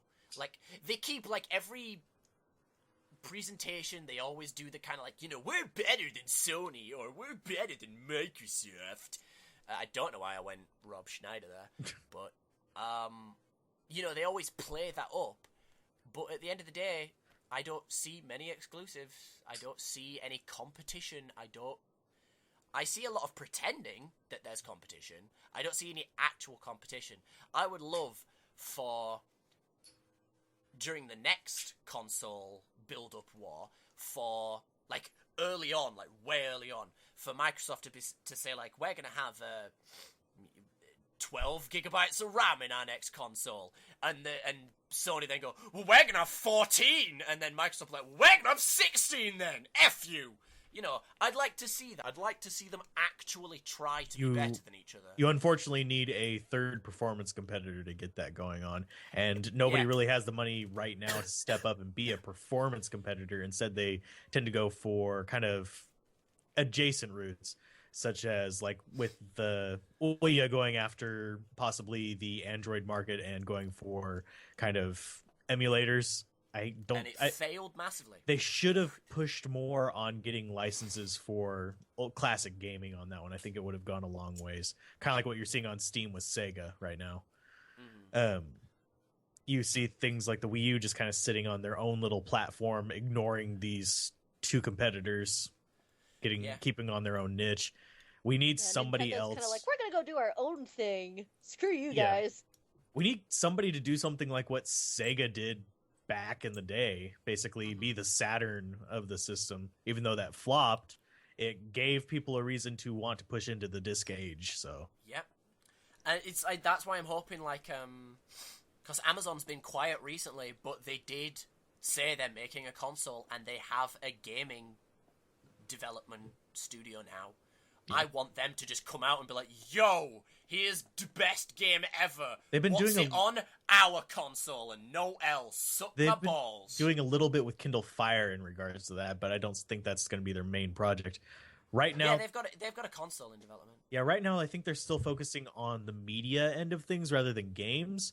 But I could see that coming in about 5-10 years, possibly. That one generation out, maybe. Xbox 2. Yeah, which would make no sense. PlayStation 12. PlayStation 12.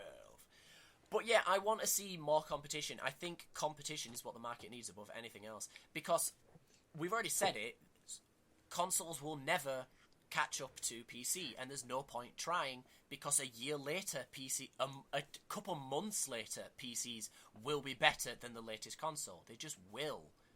Consoles generally just market to the college and teenage kind of age group where they can sometimes save up $400, $500, get that one big game that everybody's playing and the console and play the living crap out of it. Next year, they drop 60 on the next iteration of that. All the people playing Call of Duty, stuff like that. Yeah, and you don't need a super powerful console to appeal to that market. Nope, you really don't. You just need a good game. Imagine if you could do airstrikes on the Wii U through the actual Wii U pad. That'd be so cool. That'd be so awesome. So yeah, basically, at the end of the day, all I say is game developers make better shit for Wii U. Just Bring them into the competition whether they like it or not. Yeah, do it. I want to see Wii U be dragged into the competition, kicking and screaming. I just had I just had a visual of Mario console. just being drug along like gravel for some reason. Yeah, I don't wanna. It's not the me. This is not the Mario want thing. to compete. I don't want to compete. This is not Mario's thing. What is that again? I want to see, I really do. I want to see Wii U be an actual competitor, and I Sonic think dragging along. if that happened, that would massively benefit the console market. Not on the sense of like the actual consoles being quote unquote better, just making the games better. For Sony to push the publishers under their wing, not the publishers, sorry. For Sony to push the developers under their wing to be like, dude, let's make some really awesome exclusives. And then for Microsoft to do the same. And then for Sony to be like, hey developers, if you come on our console, you'll get, you'll do better. If you come on our console, we'll do this for you. Like, I want console wars back. At the end, that's all I want is console wars. Yeah. I've heard a lot of people that are just like, no, I hated the console wars. Why? Because you've got really great games. Like, regularly people were bringing out cool games. Super Nintendo, Genesis. Yeah, exactly. Like, guys, how many of you actually seen the old Mario sucks, Sonic's is better adverts? Like, the original, adverts for Sonic. I vaguely remember them. They were basically saying, like, Mario is stupid, we have Sonic. Like, straight, like... Faster. Yeah, exactly. They were saying, we're faster, we're better, we have more colors. And... I always preferred the sound chip on the Sega Genesis too, by the way. Yeah, and they were just like, and we're only on the Sega. That's good for gaming. How many games recently have been released that have been super hyped and then been massive flops? Don't even want to count. It's too many. So those have been more just bad design in general and pushing it out the door than anything. I think the culture of making games at this point is just whacked. It needs a refurb. I have not bought a AAA title on release day in years simply for that reason. I'll wait until they drop down in price. Yeah. They're just not worth it. Indie developers are trying too many new things and pushing it way further and way better. Just go indie. At the end of the day, go indie. Yeah. Indie's good. And even just not necessarily indie, but just fringe developers like Telltale Games, that they took a genre that frankly sucked, which is point and click, and actually It died out, used a interesting mechanic that people hate, which is quick time events, to turn it into something that a lot of people really loved, because it was just enough interaction and just enough storytelling to keep it kind of there for them, rather than the worst of both worlds. Mm-hmm. So, and I think it's developers like that I'm gonna get a little weird here, but the meek shall inherit the earth. Sorry to go a bit religious on you guys, but it's true. You know, in the gaming case, eventually the big companies are just gonna gorge themselves sick, die, and then the indie companies are just gonna be like, oh, there's this PC, all the consoles are dead. Oh, there's this PC thing.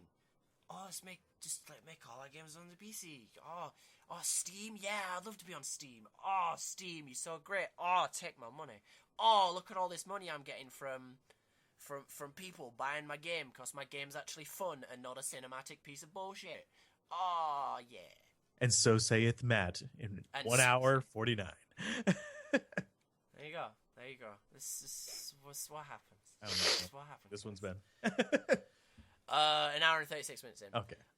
So has anyone else got anything to say on like maybe anything else you want to talk about with like consoles, like where they're going, what your experience with consoles are, what your thoughts on consoles are? I really don't mind. Anyone else got anything else to say? PlayStation controllers better. I grew up as a console gamer, and I've been made fun of it because it's like, oh, you console scrub. No, I loved consoles growing up. Like, it was awesome, and it was cool to see like the competition between the two of them. And you know, now that the way that it has turned out, like, again, I've mentioned earlier, I just recently got a gaming computer, and gaming on the PC is just so much more fun. I'm still not used to using the entire keyboard while I play. I'm like, there's so many buttons. I'm on an overload right now. I'm like, what? There's what? buttons! How many more buttons can I use in this game? I don't understand. Because I went from like 4 to use with just my thumb. And then, if you want complete overload, just play a Mech Warrior game with keyboard. Oh my god, Mech Warrior! Do you want games are insane. To just have my brain explode? I don't think that's going to be a very good idea. You need a map on your keyboard. I need a map on my keyboard. It's already hard enough playing Dragon Age Origins sometimes. It's like, which one did I put my potions on? I'm just like slamming my keyboard. But it... No, that's not potion, that's whirlwind! No! Ah! No, not shield bash! But it's been interesting transitioning from a console to PC gaming, because I can pretty much game whenever I want now. And I don't have to have a TV, I don't have to have like a set time, I can just go. And it's been interesting. Like, will my love for consoles ever die? No, because I grew up with it. Like, that's always been like the coolest thing ever. Like, I did playtesting for the Xbox 360 when it first started to come out, and like it was really, really fun. But just I've been converted to the PC gaming, and by me. Good. Bye, Welcome. Matt. Yeah, thank you. Welcome. You'll get your badge and shiny golden, EPs No. Soon. No, you don't get any of that. Oh. That doesn't exist. Oh. But I was promised. I have them. No. I have a badge. We lied. I think All you get is all you get is PlayStation. Steam, a shitload of sales, and infinite free games that vary in quality. That's what you get. Oh, Yep. okay. That's Bingo, what we bango. all get. And early access. It's like, And game jams. let's not deny this. Like, sometimes PC gaming can suck. Like, Especially for that like early one random access. bug that's unique to your card. Yeah, exactly. There are a lot of problems with PC gaming, and that's why we have consoles. Because when the internet goes down and Steam says, "No, you can't play this game." Why? It's an offline game. No, you can't play this game. You're not logged in. It's an offline game. Why can't I play? It's because you're offline. Steam. Why? So you just go, right, F it. You know I'm that just gonna that's play actually- Mario. Matt, I'm gonna just kind of shoot that thing that you just said in the foot right now. Steam offline is no longer terrible, and it works. Yep. Oh, awesome. There you go. But there are still, you know, like if you're playing an online game and your internet goes down for That- whatever reason, that- or the servers that go comes- down, or you know.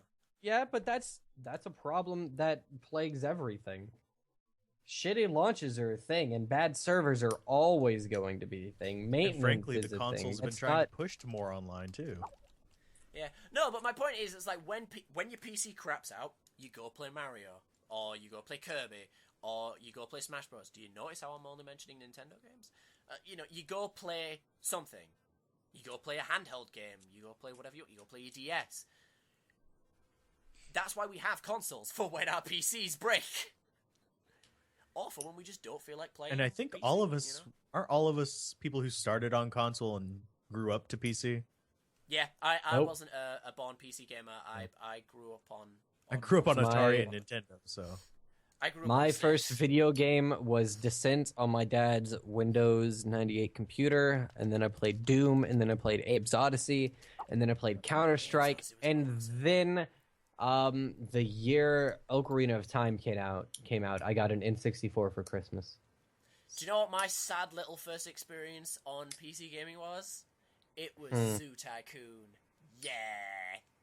Freaking Fuck love yeah, Zoo dude. Tycoon. Zoo Tycoon Tycoon rocked. games were the best. my first experience on PC was an old AD&D game on DOS. Oh, Nice. if anyone's wondering just how old I Wow. am. Yeah. Fucking AT&T, dude. on DOS. Damn. Where you just I kind of can't. move through the tunnels and it's just that little itty bitty graphic window and the rest of the screen's just numbers and Yeah. words. Can we just flash back to Zork for a second? Zork! Zork! You can Zork! play Zork for free online in a browser. Yeah. The Oh, whole first game. But like again, another before we move on, one of my like again with the whole indie developer thing, or just the fact that you get stupid games on PC is like I can't remember what it's called now, but Notch's like game jam game, like what is it, a sea of problems or sea of troubles or endless problems? It's the one where That it's game- text. Yeah, that game is hilarious and awesome and has the weirdest ending ever. And it's a PC game. You couldn't have that on a console. But games like that are just what makes gaming fun. That game is literally just text. But it's a great game and it's just text. You don't need millions of dollars spent on a game to make it good. But it is a completely different experience as well, Oh, though, yeah. so it depends on what you're going for.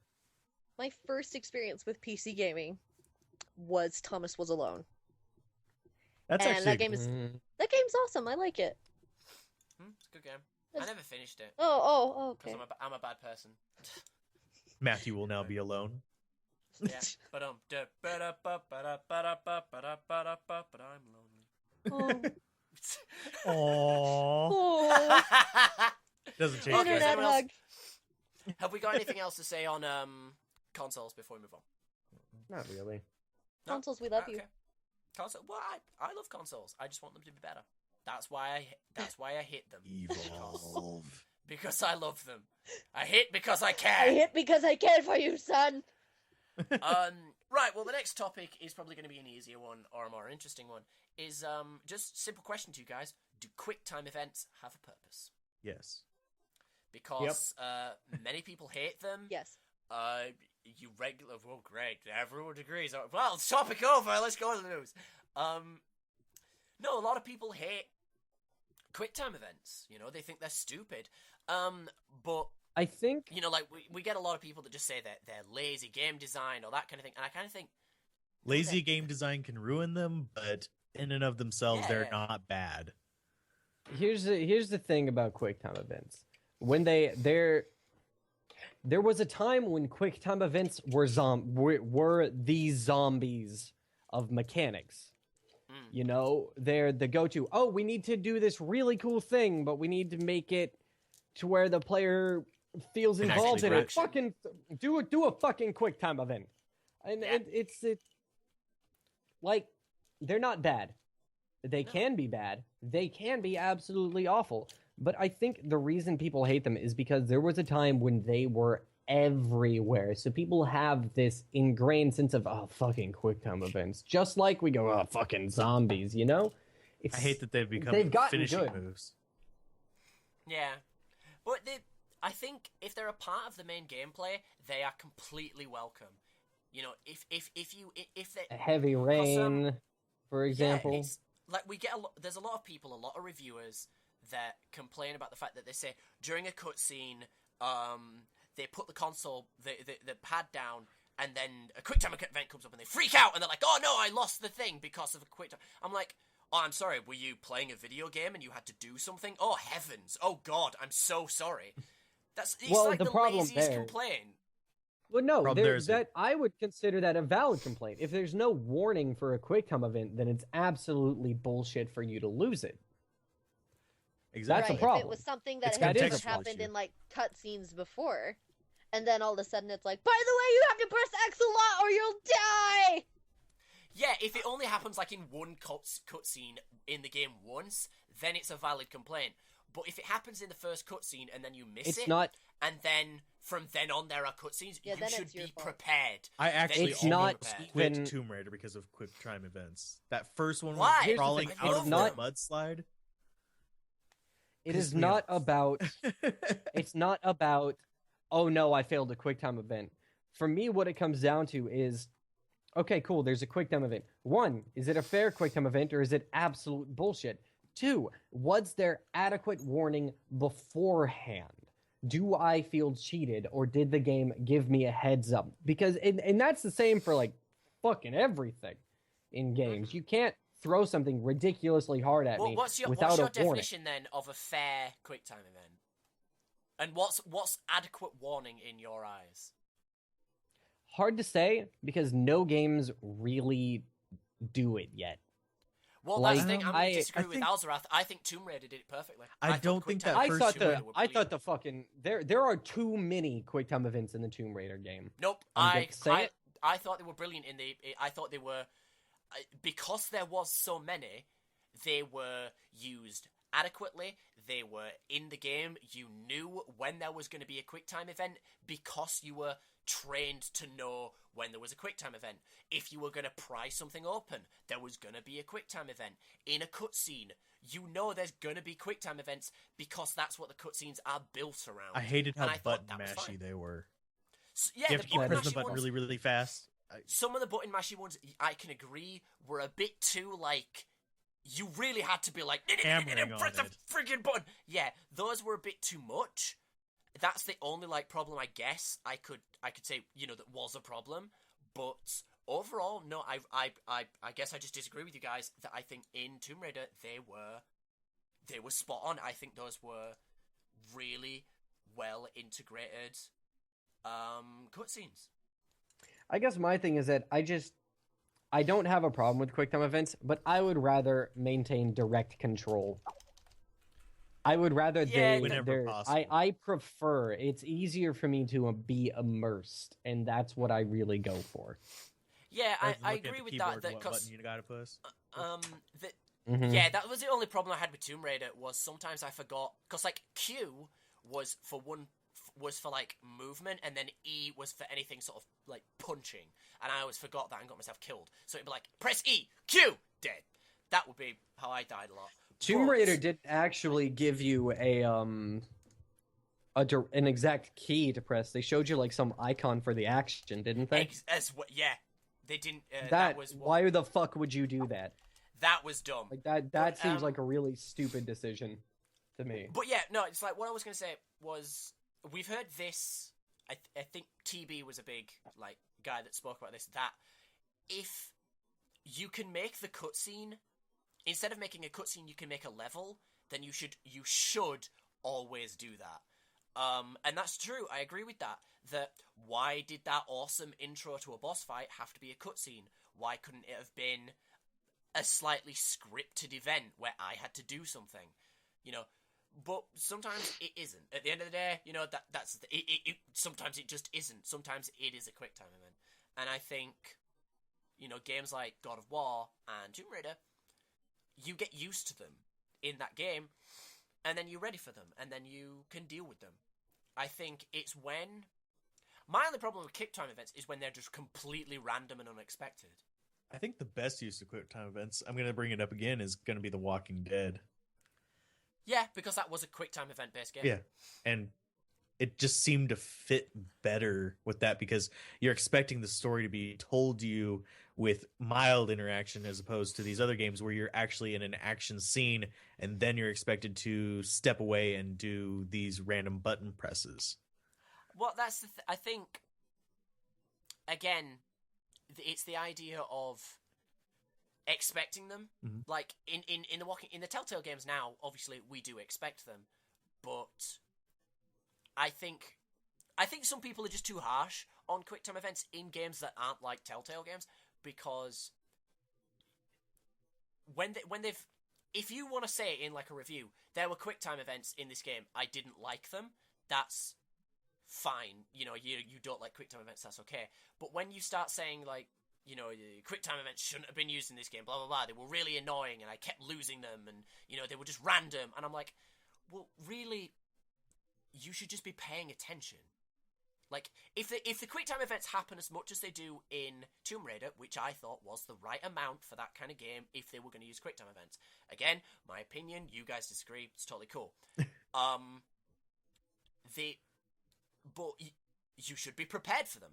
You know, you should know by now, you should know after the first, 12 minutes of Tomb Raider that they're going to happen. So you should just be prepared. And I don't think it's valid to complain about them on that standpoint. If you don't like them, that's a different thing. But complaining that they were random or that kind of thing, in Tomb Raider, no, they weren't random. I knew every time a quick time event was going to happen. You expect them, and that's fine. I don't, I like quick time events. I think they're fine. They're valid in game design. I think they're okay, and that's all I really have to say about it. Yeah. They're worth having. Yeah, exactly. I think they can benefit a game. I think a lot of people obviously say, they're better than cinematics. They can benefit, but they can also hurt. I would rather watch a pretty cutscene. No. Well, I would rather something like Final Fantasy. For me, I'd rather watch. For me, it's like this. I would rather play it. I want to play it. I want to act, not be told or shown. But barring that, give me a cutscene. I don't want to have to do shit during a cutscene. Give me a quick time event during gameplay. Fucking sweet. Otherwise, show me a goddamn. I know this is obviously a bad game in a lot of people's eyes for different reasons, but like Rise, Son of Rome. That game I never was played like it. I can't say. Well, but that game was like based around quick time events, like. Oh yeah, I remember that. To do finishing moves, you were like press X to cut off the head and blah blah blah blah blah. That kind of stuff. That was, that was all in gameplay. It wasn't. I think there were quick time events in the cutscenes. Now, do we consider things like the counter system in Arkham Asylum quick time events, or do we consider that more the action? I would consider that a quick time event. What? I Arkham think Asylum that like the counters, like in Assassin's Creed and Shadows of Mordor. Press triangle to counter. Yeah, that's a quick time event.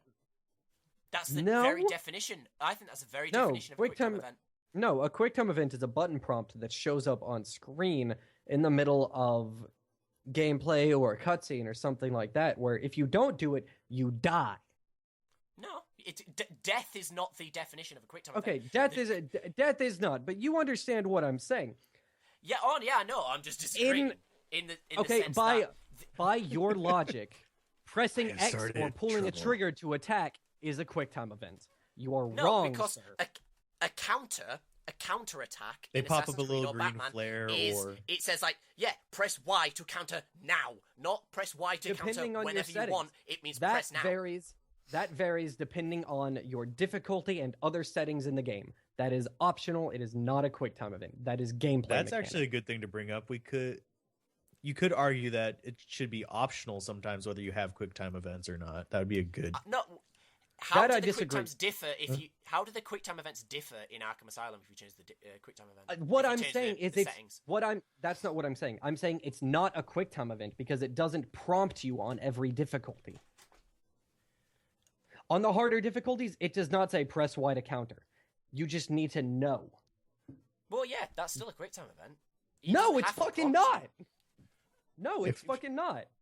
Why does If you're not- why is it the prompt that makes it a quick time event? Isn't the fact that you have to press a button? Because here's quickly? what I'm saying. What you're saying is pressing button to do thing is QuickTime event. no, that's pressing what you're button saying. to do thing at specific time. Right. Like- I want to press a button to shoot this bullet right now. That's pressing Yeah. button to do thing at specific time. That's No, a but QuickTime there's event? there's not a consequence for not Yes, pressing there is. X. If I don't press X to shoot this button, I get shot. Yeah, That but is that's- exactly No, it. you're taking my words and like just moving them. Right. No, 'Cause I'm giving an example. I'm extrapolating based off of the logic that you're giving me to work with. in Arkham, if you don't press Y, like on any difficulty, if you don't press Y to counter, you will get hit in that moment at that point. But in a video game, if you don't press X to shoot, you just don't shoot. You just don't play the game. That's different. There's limitations to Arkham Asylum in the fact that you have a very specific window to press Y. You have to press Y at that moment, nothing else. In Call of Duty, for example, if you press... Here's the thing, though. You can right press trigger to Y. You can press Y whenever the fuck you want. It doesn't restrict you to only pressing Y at this time. Yeah, but you can That is only, another you key only, importance. You only perform a counter when they're attacking you. You can't just spam Y. You actually do the animation and you go to engage in it. It's not if you Yeah, you but it press doesn't Y whenever succeed. you do nothing. It doesn't succeed. Right, which would be the difference. No, One of it's them. just that's just We're wrong. just gonna have to agree to disagree here, or we're gonna go on forever. No, just I'm sitting here and I'm like, how did we get from cutscenes good? We like or QuickTime events. We like QuickTime events to arguing. no. I'm just trying to build my point. I'm not arguing. I'm not angry. I'm just saying that like counters in Assassin's Creed, those are QuickTime events. Like yes, in later difficulties they don't prompt you. But at the same time, they wouldn't necessarily have to prompt you in, say, the Tomb Raider cutscenes if you just knew what buttons to press. Because in the later difficulties of Batman, it just assumes you know what button to press. It knows that you've played the lower difficulty, and you know when to press Y. It's a very different and very simple QuickTime event. It's the only QuickTime event in those other than like opening vents. That's another QuickTime event. But it assumes you know when to press Y. So it's basically like, say for example, like Dance Dance Revolution. That's not a QuickTime event, but well, I don't know. But like it's like knowing a Dance Dance Revolution song by heart. You just know exactly when to press the buttons. That's what higher difficulties of Batman are. They're just assuming you know when to press Y at the appropriate time. I am just going to say like, the exact the bare basics of a QuickTime event is to press a button quickly at a specific time, at a very very specific time. Are you what gonna look is up a a definition of QuickTime QuickTime event? Oh, What is- now we're getting petty about it. Oh, All right, in shit, video games, son. a QuickTime event (QTE) is a method of context-sensitive gameplay in which the player performs actions on the control device shortly after the appearance of an on-screen prompt. It allows for limited control of the game character during cutscenes or cinematic sequences in the game. So neither of us are wrong, but neither of us are right. Pretty much. It's It's one of those an influx situations- sort of thing. Game mechanics evolve, folks. They flux and change. It's just like the I still argument think you're between wrong. whether I a wouldn't game consider is- counterattacks. It's just like the argument between whether a game is a visual novel or a video game as well. There's gray zone in there where it's kind of like, is this really or is it not? That. yeah, because it's We're like looking 'cause at it's you, like, dear Esther. Oh we- God. That's not even a visual novel. That's just a visual. That's a W simulator. But it's like a lot of people argue that the Walking Dead games aren't games because they're only QuickTime events, and then a little bit of walking around, except for season 2 where you barely do anything.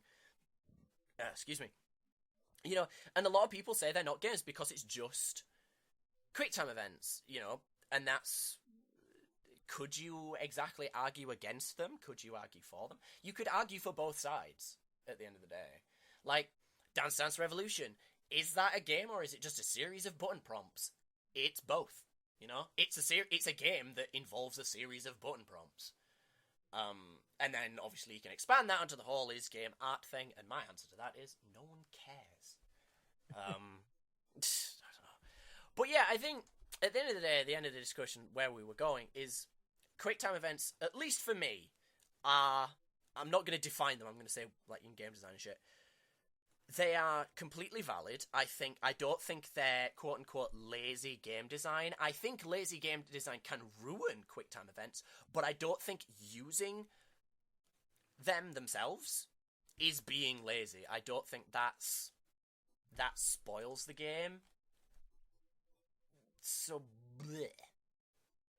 So let's move on to news. Let's move on to news before we, like, just ram everyone into the ground with their faces. I'm almost out of time. Oh my god. Well, as you all know, ladies and gentlemen, the news, we usually go through this pretty quick unless we want to yarr on about one specific topic. So, the first bit of news. Steam Fall Sale started. Yay. Has anyone bought anything? Sales. No, I most of the things have that's offered to me bought- I already have.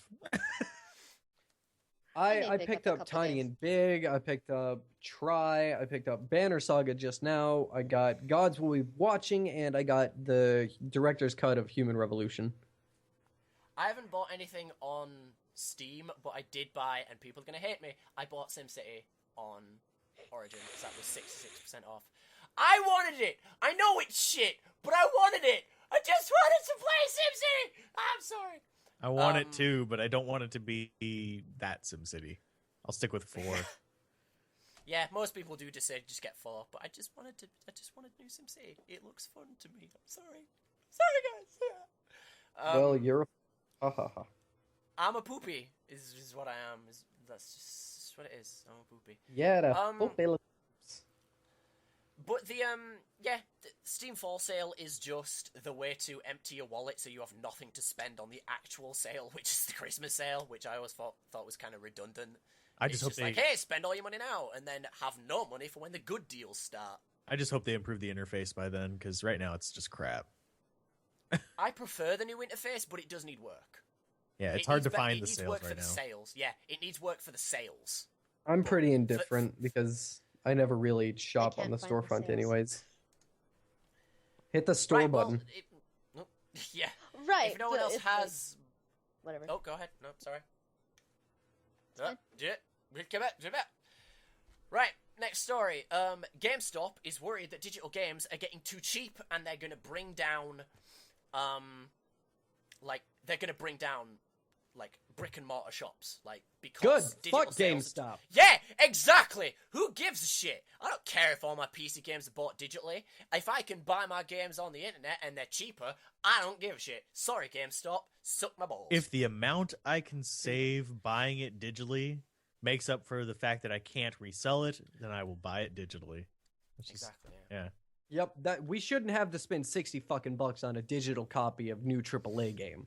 Yeah. You're And- not yeah. paying for all of that fucking physical creation there. Get the fuck out of here with that. A huge chunk Yeah, of it's it's- also licensing, though. It's unfortunate. Yeah, GameStop a huge chunk is crying about licensing. having to be competitive. That's why Yes, it's they GameStop are. is just crying about having to be competitive. And I'm like, boo-hoo, GameStop, get off your ass and actually do something. GameStop, make a competitor to Steam. See how it works. Yeah, exactly. Just You know, Actually GameStop does have a try. digital distribution platform, and it's shit. Much like There you go, everything.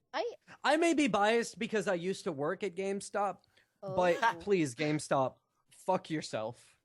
I used to be a frequent Love it. person. I used to frequent GameStop a lot, but I did it was too. like, why? It's like why now? Work. It's like everything I can get digitally. I mean, and I'm not planning on going against the Steam terms and services, so I will be able to have access to all my games, and And they're Steam- cheaper. Steam has The a only thing plan that- in place. Only thing that I would go to a GameStop for is like old classic games. So Oh yeah, but like You can find them on eBay. Dude. GameStops, I know. game shops aren't evolving like bookshops now are also cafes. They're also board game shops. They're also tiny little, they're like gift shops. They're like trading card, like greeting card shops. They've evolved. They're not just bookshops anymore. Game shops are just game shops. Put a cafe in a GameStop, more people will suddenly start going. Put a pizza place in a GameStop. Put a pizza place in a more people will start going. Be competitive. Give us a reason to actually go. Because I go to my comic shop for the comic book shop feel, for the enjoyment, and because I can't get the comics online. I don't want them delivered to my house because it usually doesn't work. That kind of thing. Like, but with games, I can just buy them digitally and have no problem. So GameStop needs to give me I say GameStop, over here it's just Game. Game needs to give me a reason to go there, and it doesn't. So I'm not going to. That's not my problem, that's theirs. And it's like they're blaming someone else for their problems. They're just like, oh, we have to, like, try hard in the industry? Meh. It's like, just yeah. GameStop, just be better, GameStop. But yeah, Alzorath, you said it in the chat. You might gaming tournaments I think would be a good thing for them to integrate, because honestly, even if it's just casual things like Smash Brothers and stuff like that, and yes, I know there's like competitive Smash Brothers, but just stuff like that makes there a community in the game shop that makes people want to keep coming back. Whereas right now it's just, we're going there to buy stuff, we're going there to sell stuff. Goodbye. Yeah. And have you seen, like, game shops these days? They're usually really tiny. Yeah, and Like, horribly designed and layout. One big problem, specifically with GameStop, is that their corporate policies are, like, their corporate policies and the way they train their employees, it's all about getting the numbers. It's nothing more. GameStop literally does, in my personal experience, there may have been other managers, blah, blah, blah. In my personal experience, GameStop does not give a shit about anything except what's in your wallet. And they need to, if GameStop wants to have a chance, if GameStop wants to not have to worry about digital sales, they need to fix their attitude about money. Yeah. Customers, yeah. Customer satisfaction. And I don't see that changing, much like I don't see things like that changing with many of the companies that are in similar situations. Yeah. And that's the thing, is what would really help GameStop is if they just experimented. They just thought, okay, pick a town where there's a big gaming community, just in general. Okay, San Diego, I'm just picking randomly. Okay, find the biggest mall. Then, okay, we found one. Find the biggest available shop we can buy. Okay, do it. Buy it. What can we fit in there? A cafe? Cool. Pizza shop? Cool. Area to have gaming tournaments? Cool. Do it. Do it all. Spend the money. Take the risk. If it works, you have saved your business. If it doesn't, you're gonna die anyway. So, well, it's true. I know it is. That's why it's dying. funny. They're dying. So they need to either take the risk or just go. Go now while they still have some dignity. Well, they don't have any, but Does anyone else have anything to say? Nope. Right. Sony is leaning on the PS4 to boost its profits. Basically, this news story is talking about the fact that Sony is going to cut back on its TV and mobile phone products to save costs. It's going to start pushing more the PlayStation 4 and its image sensor products, which is their equivalent of the Oculus Rift, I guess.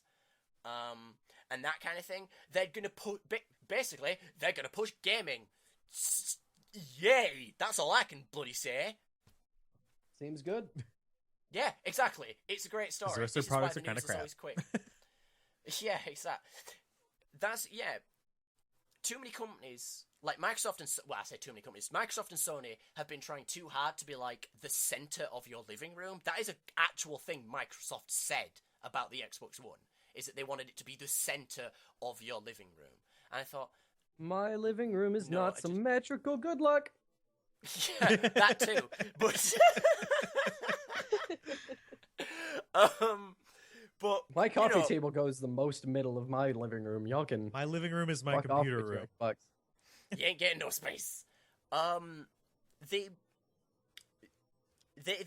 just trying to be the entertainment hub, and I just think no, just be a games console. That's all I care about. is if you're a games console. I already have a Blu-ray player, so I don't care about you. Just make a... I don't care if you sell a TV that I can't afford. Just make a games console that I can't afford. So anything else on Sony being all hooray for games consoles? Nope. Right, next news story. BioWare says in Dragon Age Inquisition there is a bug because apparently every 10 minutes in Inquisition, when you're wandering around, your party members are supposed to talk to each other. And I've played, like I've just said, I've played about 50 hours. They, for me, have only talked to each other like every half hour. Occasionally, sometimes it is like every 10 minutes, like for 30 minutes, and then it doesn't happen again in an hour. They've said that's a bug.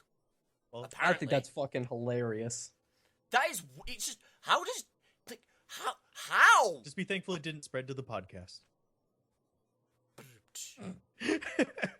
And everyone Just 10 shuts up minutes all of of a just sudden. Silence. Yeah. No, but it's Well, like, Lindsey hasn't talked in a while, so... there's loud people in our house. But that's a weird bug. And then BioWare has been asking for people with over 60 to 70 hours of playtime to send in their game files to be, like, analyzed. But my only question is, like, yeah, that's awesome, but what if, like, I don't know if this is true because I haven't looked on the Dragon Age Reddits, but people in the comments, if you can help us, tell me if people have been complaining that the party members don't talk enough. It is And part then- of a BioWare game that they have that banter going on. I kind of wish the banter actually influenced things a little bit more. Like if they got into an argument, I wish it would actually reduce how well they work together, but they still haven't done stuff like that. That would be difficult. Yeah. We talked about that a couple relationship episodes back one. about relationships affecting gameplay, which is a really difficult thing. Oh, yeah. And if anyone's going to do it, BioWare's going to do it. It's but, really hard to code. Oh god, yeah, that would be just crazy.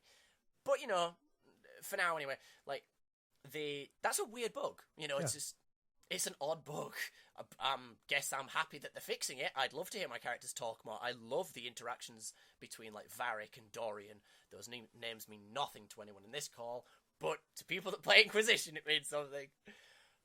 Next news story.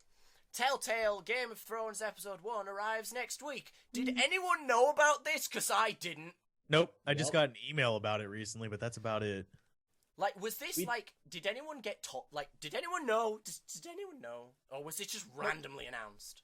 What, do you mean I the had Game of nothing Thrones about- I game heard or nothing the about this. release date? The fact that there was a Game of Thrones game. I didn't know. Yeah, it's been rumored for a few months. Oh, wow. They've Only a few they've months. actually said that they're going to do it, like definitely more than a few months ago. Right, okay. But I don't know. then it faded into rumor. I think it was around the time of Walking Dead season 2 or The Wolf Among Us, when they said or like hinted at, yeah, we have rights to Game of Thrones and we're gonna do it. Fucking Tales from the Borderlands, I had no idea about. Oh, no, I knew about that one. That one came out a couple times. left fucking field.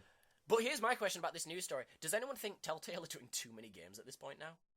I think For the that's type awesome. of game that they're producing, I don't think there's a market saturation that can happen, but I don't think it's I think, yeah, an it's issue very with easily them market making it, because saturated. you have drastically different audiences just coming to this one genre for the stories that they want to see. Yeah. So it's kind of like That's, comic books. that's the thing is, people are Game of Thrones fans that are gamers are coming to play the Game of Thrones one. They didn't play the Walking Yeah, Dead they one, just 'cause didn't care about like it. Walking Dead, so they're coming for the Game of Thrones one. But It's whenever you have the It's, Telltale fans that you're going to have a yeah, issue with oversaturation. I would like for more people to make these kinds of adventure games, because these are point and click games that I can play. I'm not normally a fan of point and click, but these guys Simon they the do it incredibly Sorcerer! well. Simon the Sorcerer was awesome on the old Microsoft Windows 98. I have no mouth and I must scream. That was a crazy game. I really That want to game play is- that. Oh, it's They have it on I Steam. want to bang. play it too. Dude, fuck, we need to play that together. We need to just like get in a call, screen share, and play it together and record that. Because that game is just like brain kapoop. I would so join for that. All right. Yeah, Right, all we three of should us all have to do do it. it. This is Oh, it's $1.49. I'm gonna go ahead and buy it, and we can do this like Yeah. this week or something. Me and Fork, and then Lindsey and Alzorath, just like a two little teams who can get the weirdest. I suck at these type of games. I think will. you I might will have help. screwed- We will win. We will be victorious. We will win. All right, We will moving win. on. Moving on. What's our last thing? Our last one is the info on the M155 HD LED performance gaming monitor bundle with backpack for PS4, Xbox One, and more. Console gaming on the go is what it claims. Yeah, it's basically A monitor in a backpack. A monitor in a backpack that you can plug an Xbox in. It's like, these ideas I always think are really cool, but who wants them? Like, it would have, like, how much battery life really would this thing have?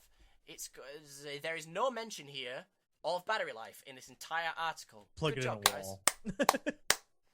Well, yeah, exactly. If you're gonna plug it in a wall, you might as well just be at home.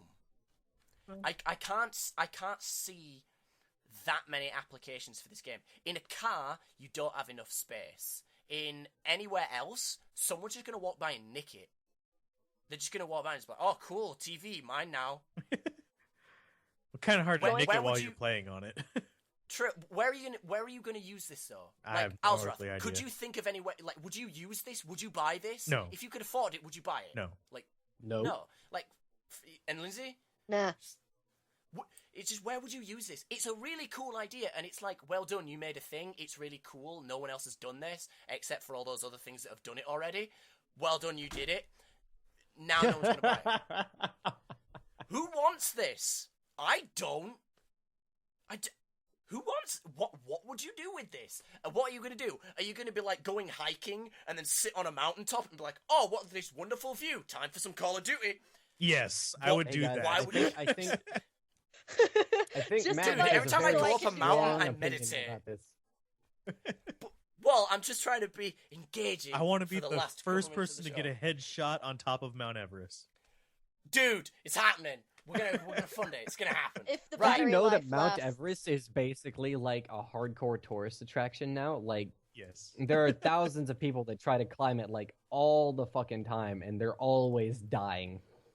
There That's actually so dumb. are frozen bodies on Mount Everest that people use as landmarkers to go up the mountain. They're like, oh, yep, there's Jim. We gotta go that way.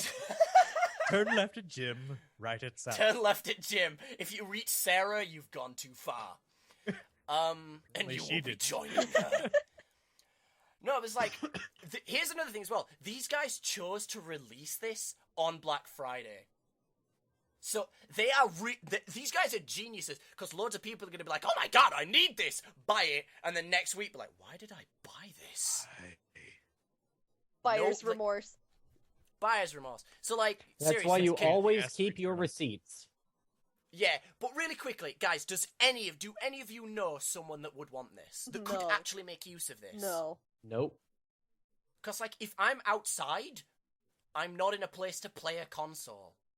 And if you can afford this, you can afford a handheld, so just buy a handheld. Well, where is Only the thing- console supposed to go? In the backpack? Yeah, it goes Yeah. in the backpack with it. Goes in the backpack with the thing. How heavy would this It's thing a be? monitor. You can carry the console in there. It fits, what, 2 controllers and several games. 15.5-inch monitor, 60 hertz. It's a good monitor. Mhm. Like, it's a good monitor. Decent sound. Mini USB port. But it just, like, Honestly, if I I'm don't going to see the tote something point like in that it. around, I'm going to tote a gaming PC around, because then you can. That's what used to happen with like LAN parties and yeah. basically CPLs and tournaments. Basically, you used to have to bring your own computer. I don't know if you still Yeah. do. Yeah. Probably. Some gaming tournaments you do. Yeah. Right. Okay. I don't even remember. I think. Oh crap! I just realized our usual time for the show is an hour and a half, and it's too. Whatever. Right. Question of the show time. Lindsay, fire away. Question of the show. What is something that you never got for Christmas that you're still bitter about? Oh, I already have my answer for that. I was talking. Red about this Ryder the other day. BB gun. You'll shoot your eye Shoot out. your eye out, kid. There we go. Right. I Well, made a Fork's good gone. joke. You made a good joke. Mine is a Men in Black toy that you know the cockroach thing. It was a toy that came with the guy from Men in Black, and it would like lurch at the little figure, eat him like it did in the film, and then poop him out. It was awesome, and I was like 7. I don't care. It was awesome. I want it. And I was so disappointed I didn't get that for Christmas. Also a pony. Alzorath, what's your thing? I have no earthly idea. I was never big on Christmas as a kid. I'd have to say probably a Genesis, because I had to get it a year later. But I bought it myself that time. So. Oh, you're like, I want a Genesis. Your mom was just like, buy it yourself. Well, it was Get a job. Get a job. Get a job. Get your own crap. You're a disappointment. You are a failure, son. If your mom talks What kind of 4-year-old doesn't have a job? What do you even do? What kind of 4-year-old doesn't even do things? Yeah, you dumb 4-year-old. Yeah, you're supposed to fix those machines with your tiny little hands. Get in there and just, crawl under the machines. Industrial Revolution, fix my car. slavery of children. Shabam. Lindsay, what's What your are child labor laws? Sorry. Lindsay, what's your thingy-majigger? An outdated My philosophy. thingy-majigger is a Dill Pickles doll that came out from Rugrats. I wanted it so bad, but I'm pretty sure my mom thought it was the ugliest thing on the planet, so I never got it. And then there was one thing, I wanted a stuffed bunny rabbit, but I then ended up getting a real bunny rabbit for Christmas, so it all worked out. Did you stuff the bunny rabbit? You kind of sound like, I wanted a pony for Christmas. My dad got me a gold-encrusted pony, but I wanted a real pony. It sounds to me so. Like, here's the thing. I think you looked at that rabbit the wrong way. You wanted a stuffed rabbit. They got you a DIY starter kit. Oh god, that's horrible. You taxidermist. Taxidermy is just like, why? Taxidermy is insanely cool. It's I gotta really say. interesting, but it's creepy. Like, It is so creepy. I like looking at fake taxidermies that people have done. Those are probably some of the coolest things on the planet. If you go on DeviantArt, there is a huge group on DeviantArt that does loads of taxidermy. You know what regularly else see there them, is on DeviantArt? This is a You know fox what- I you know what- skinned. No, You know what Fork, else there is Fork, on don't do it, DeviantArt? no. Fork, no. Lots and lots of porn. Oh, Matt. OC, do not steal, please. Also, he has sex with Sonic the Hedgehog. Duh. Who doesn't? Every OC has to do Sonic the Hedgehog. Come on, guys. Mhm. Right, Mhm. okay, so let's quickly go to the outro, because once again, this show was way too long than it was supposed to be, because I'm an idiot and forgot our timer. Outro time! I'm Matthew Dixon. You can find me at youtube.com/mattman522. That's MATTMAN 522. And you can find me on Twitter at MattPerspective, MattPerspective. That stopped being a word once I started to spell it. Fuck, where can we find your balls? You can find me at youtube.com/user/fork4h. You can also find me on Twitter at forkh. You can also find the articles that I've written for Pixel Attack at pixelattack.net. And I'm going to try and steal his job. Nah. Nah. My articles are crap. Lindsay, where can we find your balls? You can't find me anywhere yet still. I'm still working on my YouTube channel, but once I get it, Chris will have it in the link down below. Alzorath, where can we Jesus find your Christ. balls? You can find me pretty much everywhere by the name Alzorath, ALZORATH. And that's YouTube, Yep. Twitter, Facebook. Well, on Facebook, I think it's Alzorath LP, but still. Yeah. You'll find me everywhere. You find me everywhere, in your deepest and darkest dreams. I will be in the shadows of your nightmares. See you there, And I Elsa. will steal your yeah. soul. Alzorath won't be your nightmares, he'll just be in them watching. Yes, I like to Just watch. silently what can I say? judging. He'll just be hanging out. No, I like to imagine Alzorath sat in my nightmare now in a deck chair, just with a pina colada and a Hawaiian shirt, just yo, and not even saying it, he's just watching. He's just chilling. He's on Well, a sometimes beach, I do have to sneak up behind people and just make weird noises just to send chills up their spine. I love these people. I hate you. Anyway, we represent the Lollipop Guild and we want you. Anyway, ladies and gentlemen, thank you very, very much for listening to the Non-Player Characters podcast. I apologize that once again it ran way over schedule. Next time, I promise we won't be too long, unless you like it this way, and I'll give you all the length you want, baby. Wink. I like I wanted to keep going. God. I wanted to keep going. But then I was just Oh, like, man. no, I have to stop after Oh, that. man. I have to stop. Ladies and gentlemen, thank you very much for watching, listening to the Non-Player Characters podcast. You can go, they can see you. You can go check out the rest of the episodes at the 3D NPCs podcast network. You can go listen to the other shows. You can go subscribe to our Patreon. You can go subscribe to us. You can find us if you want. Comment down below with your poops and giggles, whatever you like. Answer the question at the show. Always answer the question at the show first. If you answer the question at the show, I'll come to your house and touch you. Appropriately. Unless Don't touch me. maybe. Thank you very much for watching. Bye-bye! Bye! Bye. Bye. This is Viridian, and you're watching the 3D NPC Podcast Network. You may recognize my voice from my previous work, How to Subscribe to a Podcast. It's real easy. You just press a button.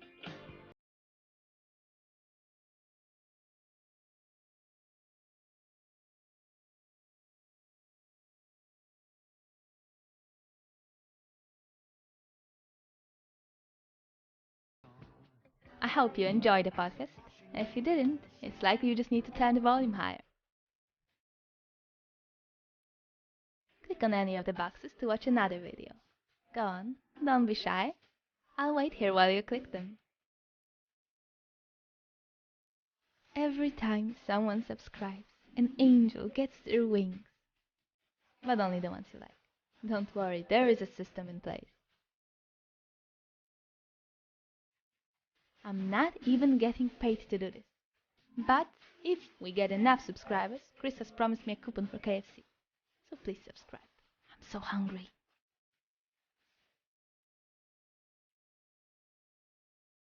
Subscribe. You might regret it in the morning, but we promise you won't get pregnant.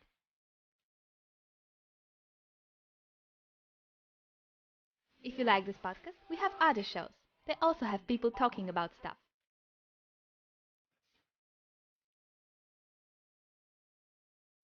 Subscribe, and maybe they'll make the total number of subscribers public. Right now it's just too embarrassing to show anyone.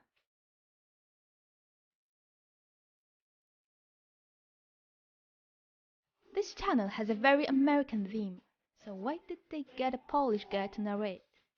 2 words. Fun service.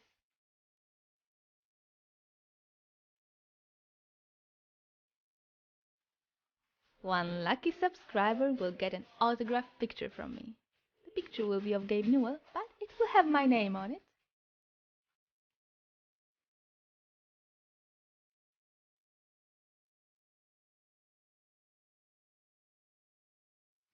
Did you hear about what happened to the last person who didn't subscribe? Nothing happened actually. But is that what she wants? Nothing. I bet she wants something to happen to you. And it will, if you press the button.